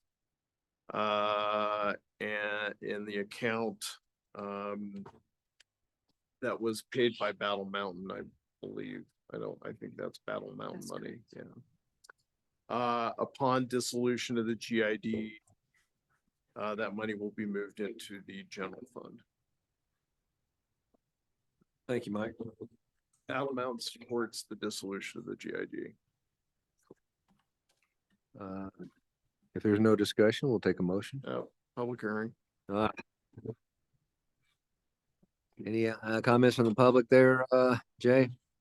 Nobody raising their hands. Closing public hearing. I'll make a motion to approve ordinance 8/2023, an ordinance of the town of Minturn, Colorado, approving the dissolution of the town of Minturn's general improvement district. Second. Okay, Kate will second. Okay, motion by Tom, second by Kate, roll call. Kate, Dusty, I. Ryan, I. Area. And Erline. Next, we have ordinance number 19, series 2023, first reading, an ordinance amending the Minturn Municipal Code to allow for hand shoveling of snow from the sidewalk to a town-owned street between the hours of 4 a.m. to 7 a.m. Thank you, Mr. Mayor. So this ordinance is a direct reflection of the approval of the resolution to approve the town's 2023 to 2024 snow removal plan. At that meeting, the council was amenable to allowing for the shoveling of snow from sidewalks into town-owned streets between the hours of 4 a.m. and 7 a.m. Those hours were determined so as to allow for the shoveling of sidewalks into a town-owned street prior to the efforts of snowplow operations. There are, of course, still some things to be worked out through this process. Things that came up were items such as the every other side of the street and how does that get resolved, and staff did not have an answer for that. But this is, a slow attempt to start working with the residents who have requested this ordinance and to allow staff to still enforce the code while allowing people to shovel snow from the sidewalks into the road in designated periods of time. Be clear, that does not include your driveway, just the sidewalks. Okay, any questions? One last meeting, we had a letter come in from a citizen, Nella Trail and Jan Aiello. Mhm. And they talked about hauling their snow to the snow dump and other people putting the snow in the snow dump. And I got thinking about it between now and last meeting, and it kind of made sense why they couldn't just dump it in another snow dump. I understand that the town would have to haul it, but if they got one close to their house and they don't have to drive all the way up, I didn't see a problem with, being let them do it when other people are doing it. I just thought it'd be one less thing we'd have to kind of enforce. I forget, somebody asked, was it Lynn who brought up that she likes to drive her cars over there and brush it off She into does, the yeah. snow dump? And we previously said, awesome, thank you. Yeah. Yeah, I kind of like that. Is that, you think Arnold's gonna have a problem with that? Uh-huh. Yep, I do. But, staff will be willing to work with whatever the council decides. I mean, I'm not anticipating that a whole lot of people load their truck with snow. I think staff's question to that is if the snow is already loaded into a truck, how much more is it to go from where it's already loaded into a truck to the snow dump versus a dump down the street, which then has to get, filled up higher, more often, and then again moved. And could potentially impact safety of residents. Right, like if visibility and things, and certainly, I have texted with Nella about this as well. And there are people that break this rule, and, the council approving for a code compliance would help us, to hopefully mitigate that, but just because people break the rule doesn't mean you should legalize it necessarily. I just don't wanna see us happen to enforce something that we might spend more on enforcing it than what the impact is. And again, the staff will follow the direction of the public and the council. Why don't we just think about that? And since that's not involved with this motion. That is something that could be put into an amendment in this ordinance. Yeah, cause we're doing second reading anyway. We That's could right. Do it on the second reading, give That's right. everybody 2 weeks to think about it like I did. Can we get input from Public Works on what they anticipate that burden being on them? Because I think it could mean different things to different piles. I know that sounds a I little feel the odd, same way. I but think yeah, that- certain piles may have no impact whatsoever. Other piles may be piles that get removed constantly. And if it's already in the loaded vehicle, Right. then just keep going. How hard is it to move it just another block down the street? Yeah, I see some across the street, people pushing it over into the municipal lot, the big storage lot, and it comes from Main Street all the way up and gets pushed in there. And it's actually done by a company that we hire on for the weekends. So that's why why I was thinking of it. They push it into the municipal parking lot? On the municipal snow storage. Way down. Down here where the garden's at, Oh, they'll bring it up all the way from Larry's building and then that's where it Yeah. ends up, so. Yeah, and yeah, they've been given approval to do that. And I just kind of thought, well, if they're doing it, why couldn't why couldn't the citizens do it too, so. Yeah, I mean, That's I think it's awesome that they do that. They're the ones that are doing the right thing. But I also know They that like there's some places, especially in Southtown, you can't pull out onto Highway 24 because of the piles. I mean, it's like your nose might get swiped because you can't see. I mean, it's dangerous Those are piles made by residents, right? Not the town. by the town. Does our code currently outlaw dumping it in our snow piles? Yeah, the code currently allows Minturn residents to load and haul and dump your own snow in the snow pile up at the Little Beach Park parking lot. That's our snow storage. What about just like snow blowers or shovels though?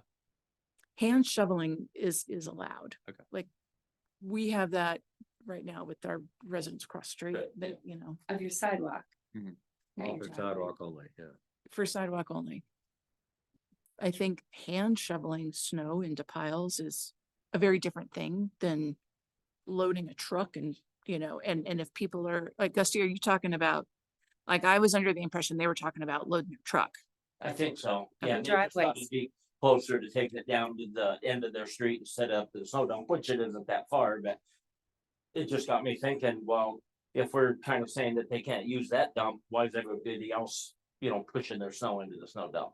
Well, right, and there's even folks on video illegally taking their snow all the way from their properties onto, piles. Now, the folks that you see on the weekends doing it for the town, that's town snow. So I would say that's a vehicle pushing it there because it's town snow, but private property snow going to the public pile. There is private property snow going there. Exactly, and I think that's what needs to get either enforced or legalized, depending on which direction you want to go. And that block, those people have a lot of land. I mean, I would think. Yeah. They have land to put that snow on. I kind of think that Aaron's got a pretty difficult job as it is, and if he wants it this way, we should keep it this way, or surely consult with him before we make any changes.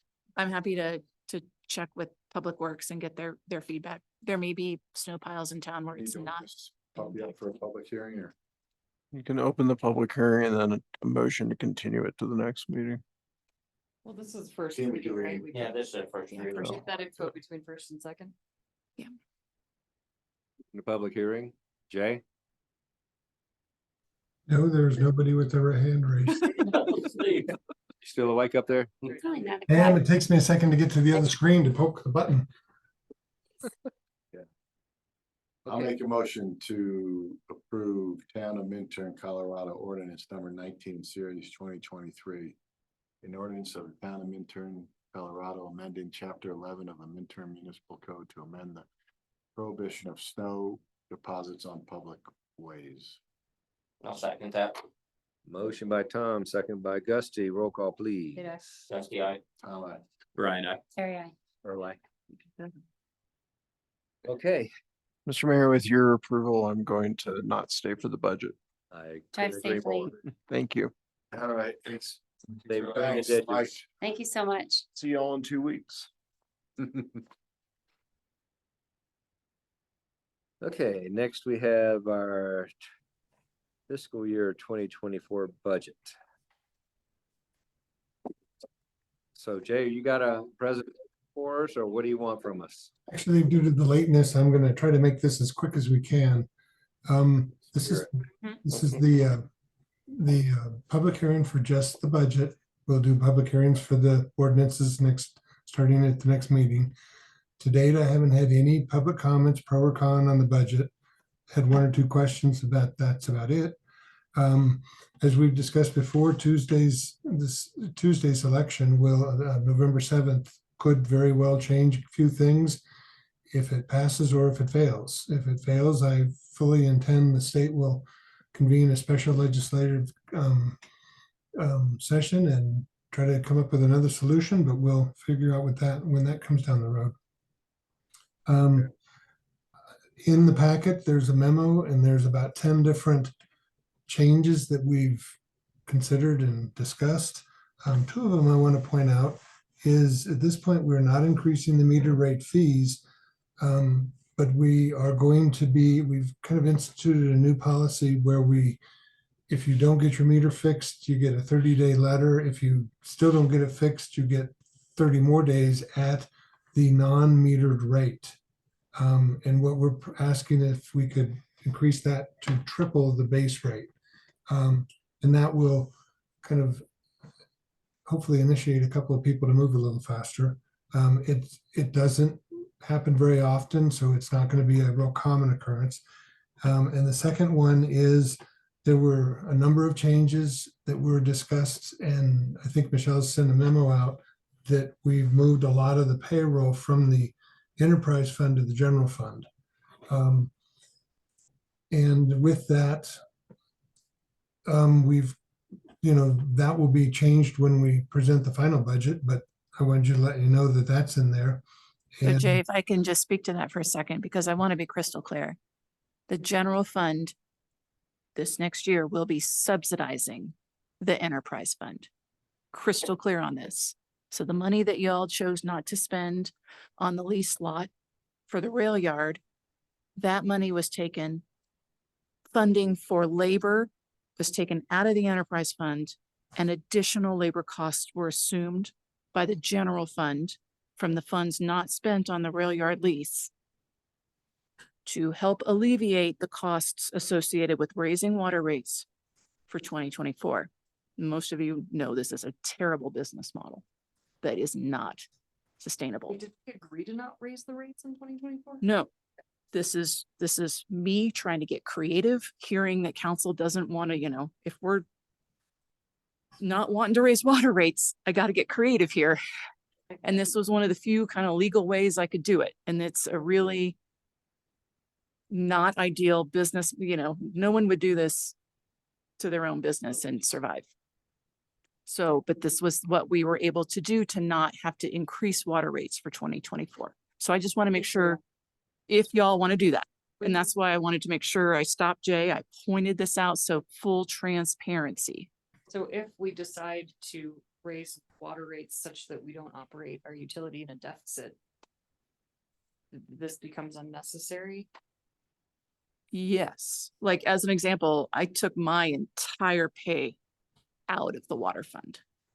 I easily spend 40 to 50% of my time in the water fund, easily. But I mean, I just wanted full transparency of what I did. And when do we decide the water rate? In the next 2 meetings, you'll be doing You can budget. decide them anytime during the year, though. Water rates don't have to be on the budget. You can do a rate increase at any time. So Jay, we're- did we get a historical water rate table? Can you just put something together to show what when we talk that we've kept rates artificially low? I don't know what that really means without looking at it. Do you have something that you could print out really easy? Well, they, in the last meeting, they had that, the No. cost table that basically showed cost of operation versus base rate. I saw that. I just want to know what we've been mean- doing historically. I mean, we've Well, had this apparently water not rate- raising Last the 5 base years, rate. it's been pretty high. There's only 1 year in the last 5, I know, since I've been on council anyway, that we didn't raise it. 2 years ago, I don't think we raised it. Since I've been on this council, we raised it for the first time in about 10 years or something. So Not much, but yeah, it was, we had to do it like a 10% raise that I time. just, that's kind of what I want to see. Do we have like kind of, can I see what we've done? We can, Jay, we can certainly show them the raise, the water rates over the last many years. I Right. think what Jay's trying to get at is it's difficult to show artificially low is the rates were never set in a way so as to allocate for reserves Yeah. to help cover capital improvements when they arose. Yeah. So it was always a break fix model that required high interest loans and multiple loans. I think at one time we had 9 different 40-year loans out there, Jay. I'm looking at you. Correct. We had, when I Yeah. first got here 20-some years ago, we had 9 or 10 loans. 9 or 10 And loans. Is that essentially just what off the they did enterprise is, fund Loan or? Yeah. well, as they went and did the tank, the middle tank, the current tank, and all the water lines and things like that, they just sort of, well, we need more money, so we went back out and got another loan. There was no scoping of the project. There was no assessment of what was actually needed to be done. It was just sort of done.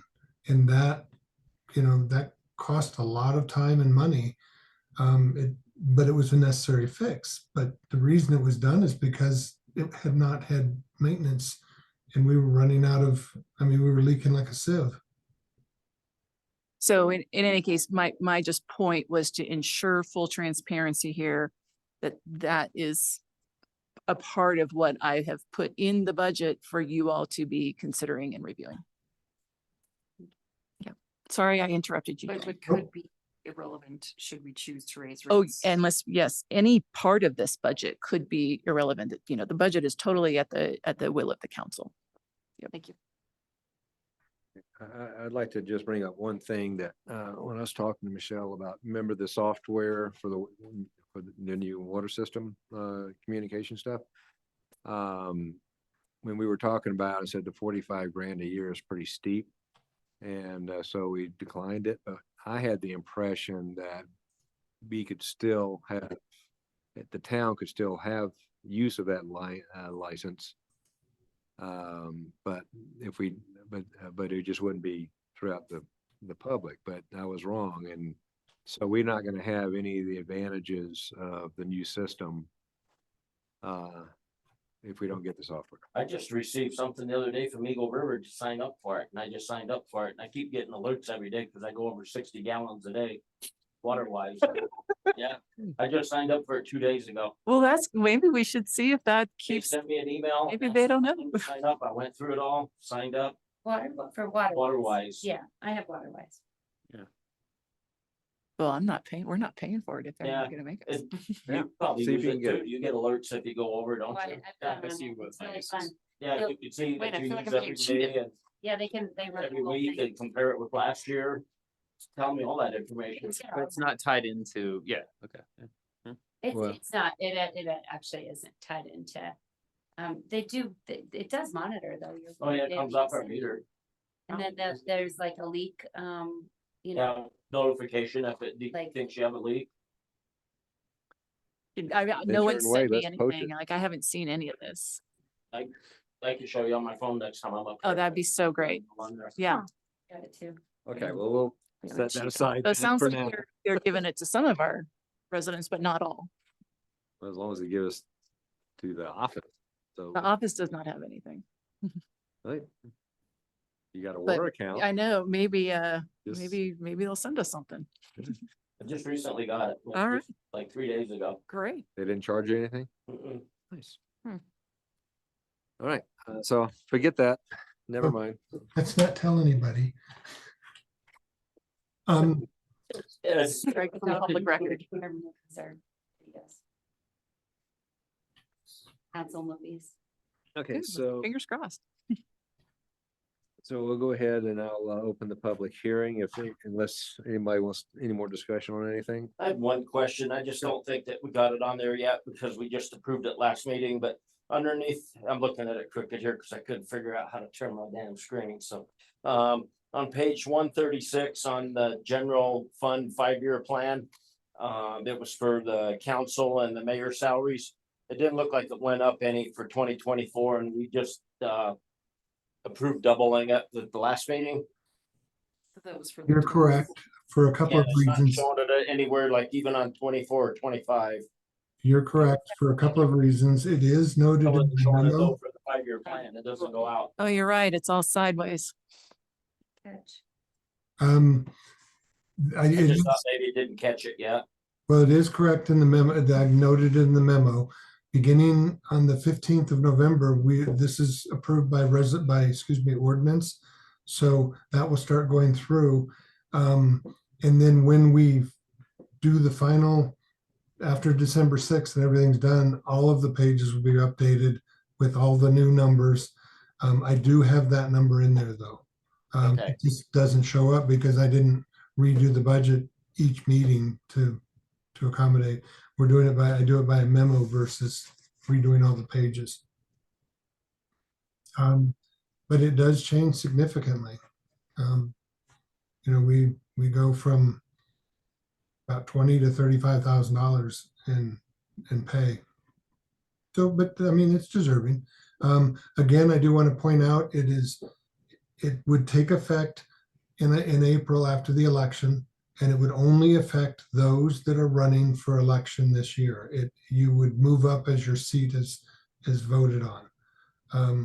So if you don't stand for election in April, then your seat will stay at $200 a month. If you do stand for election, that seat will go to $400. Earl, yours would change. The mayor's change is different. Does that make sense? Yes. Okay. Any other questions right now? Cool. Jay gave me some fancy language here, so I hereby call to order the public hearing for the purpose of discussion and comment on the fiscal year 2024 proposed budget and to gather input pro or con on the proposed Minturn town budget for the fiscal year January 1st through December 31st, 2024. Okay, and so any citizen that would like to speak up, now is the time. We'd like to point out that even the ones that were here for all of the ordinances are no longer here. I thought it was a very exciting presentation. Not the ordinances. How many people do we have here on the line? In Zoomland, Yeah, 0. no, earlier, I meant. Oh, we had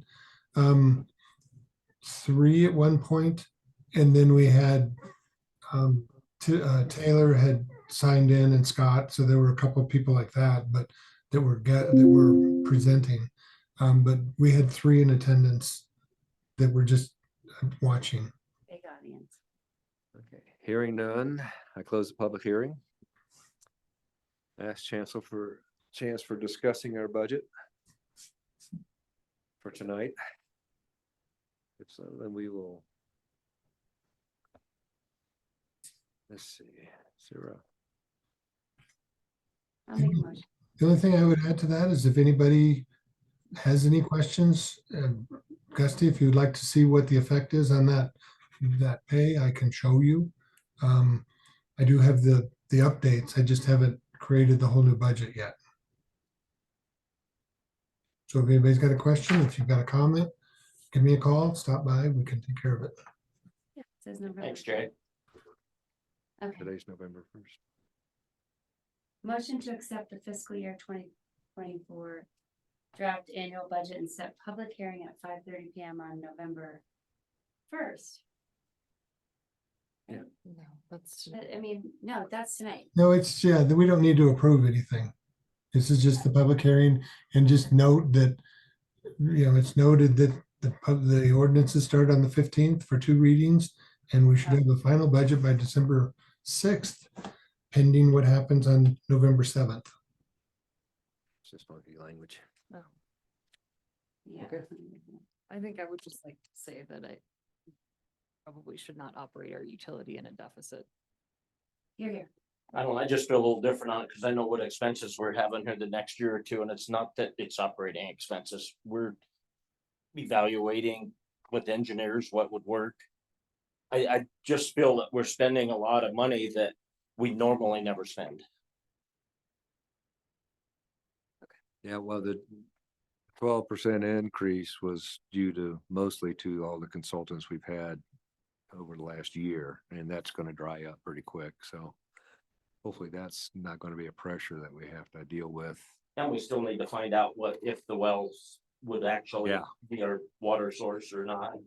But we, got a lot of irons on the fire still with that. What's the, Oh, is that what you They haven't gotten the No. unit up there yet. related?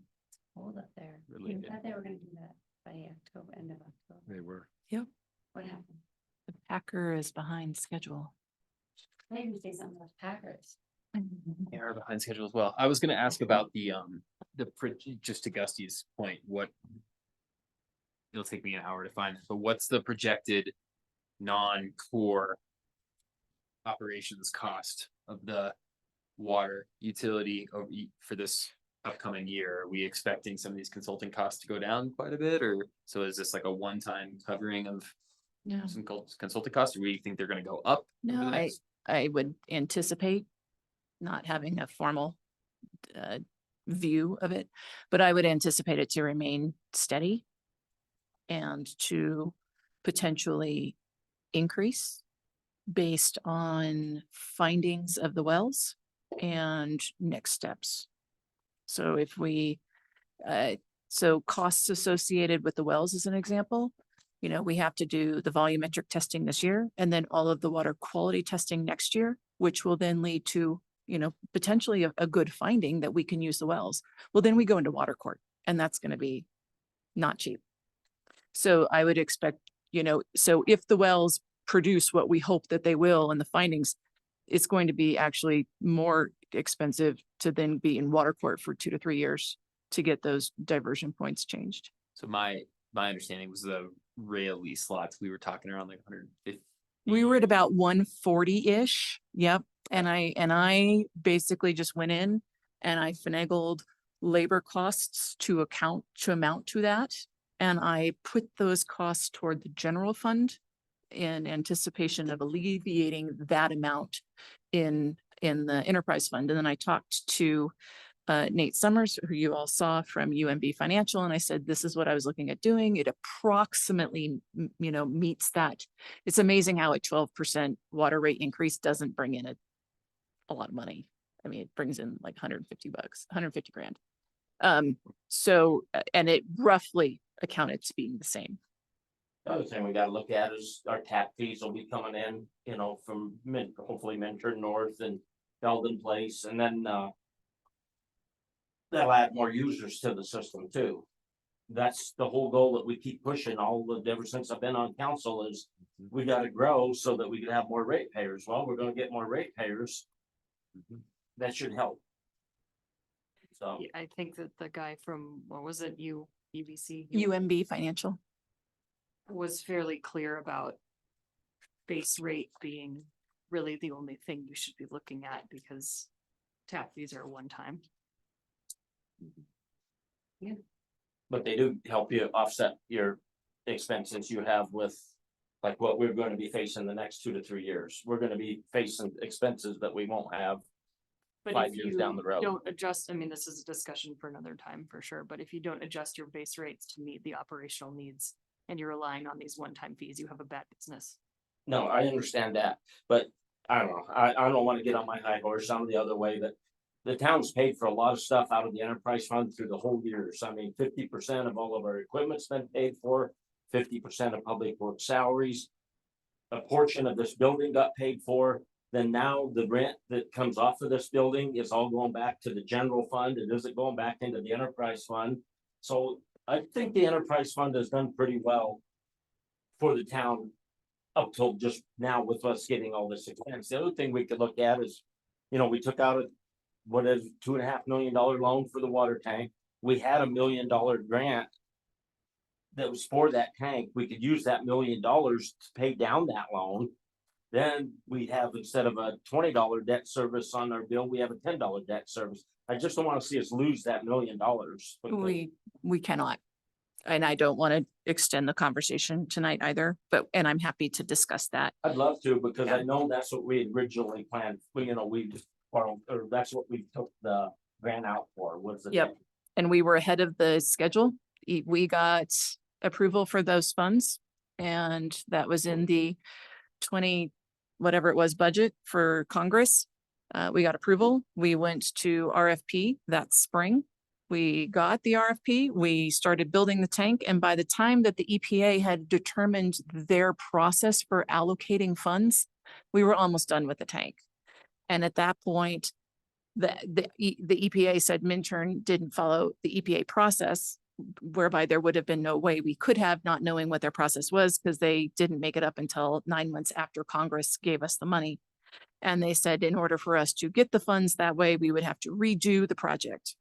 So Smart. yeah, so I said, okay, at that point, can I just reallocate this $1 million toward a water treatment plant?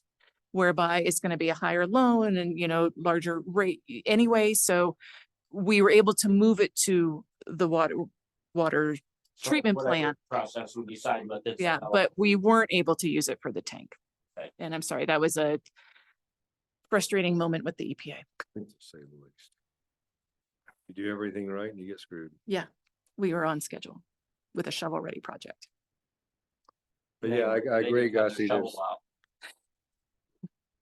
there's, out. these projects will help. I'm not sure when the school district's gonna do their thing, but we're not getting any taps out of it, but there'll be system improvement fees and that kind of a thing, so. And more people. So. It's just the timing's bad, a lot of the money that we're gonna be getting from growth is not gonna happen fast enough to keep us from bond, if we have to go to bonding, then we're not gonna be able to do it, but there's also, ways we can make money off the Battle Mountain land if council and the citizens want to. Yeah, but not quickly. Not this year. Yeah, no, it'll be another 3 or 4 years away. But that's something that if we do make any money off of the land, we could set that up to pay down on the water rates, because Michelle made sure that could happen. It could be applied to the enterprise fund if we show desire. We won't be able to lower the debt, but we can supplement the fees to keep it down, depending on how much we get. So there's the next 3 or 4 or 5 years will be a bit rough, but hopefully we'll get there and be able to pull it down a little bit. Okay, anything else we need to go over? A motion to adjourn. I'll second it.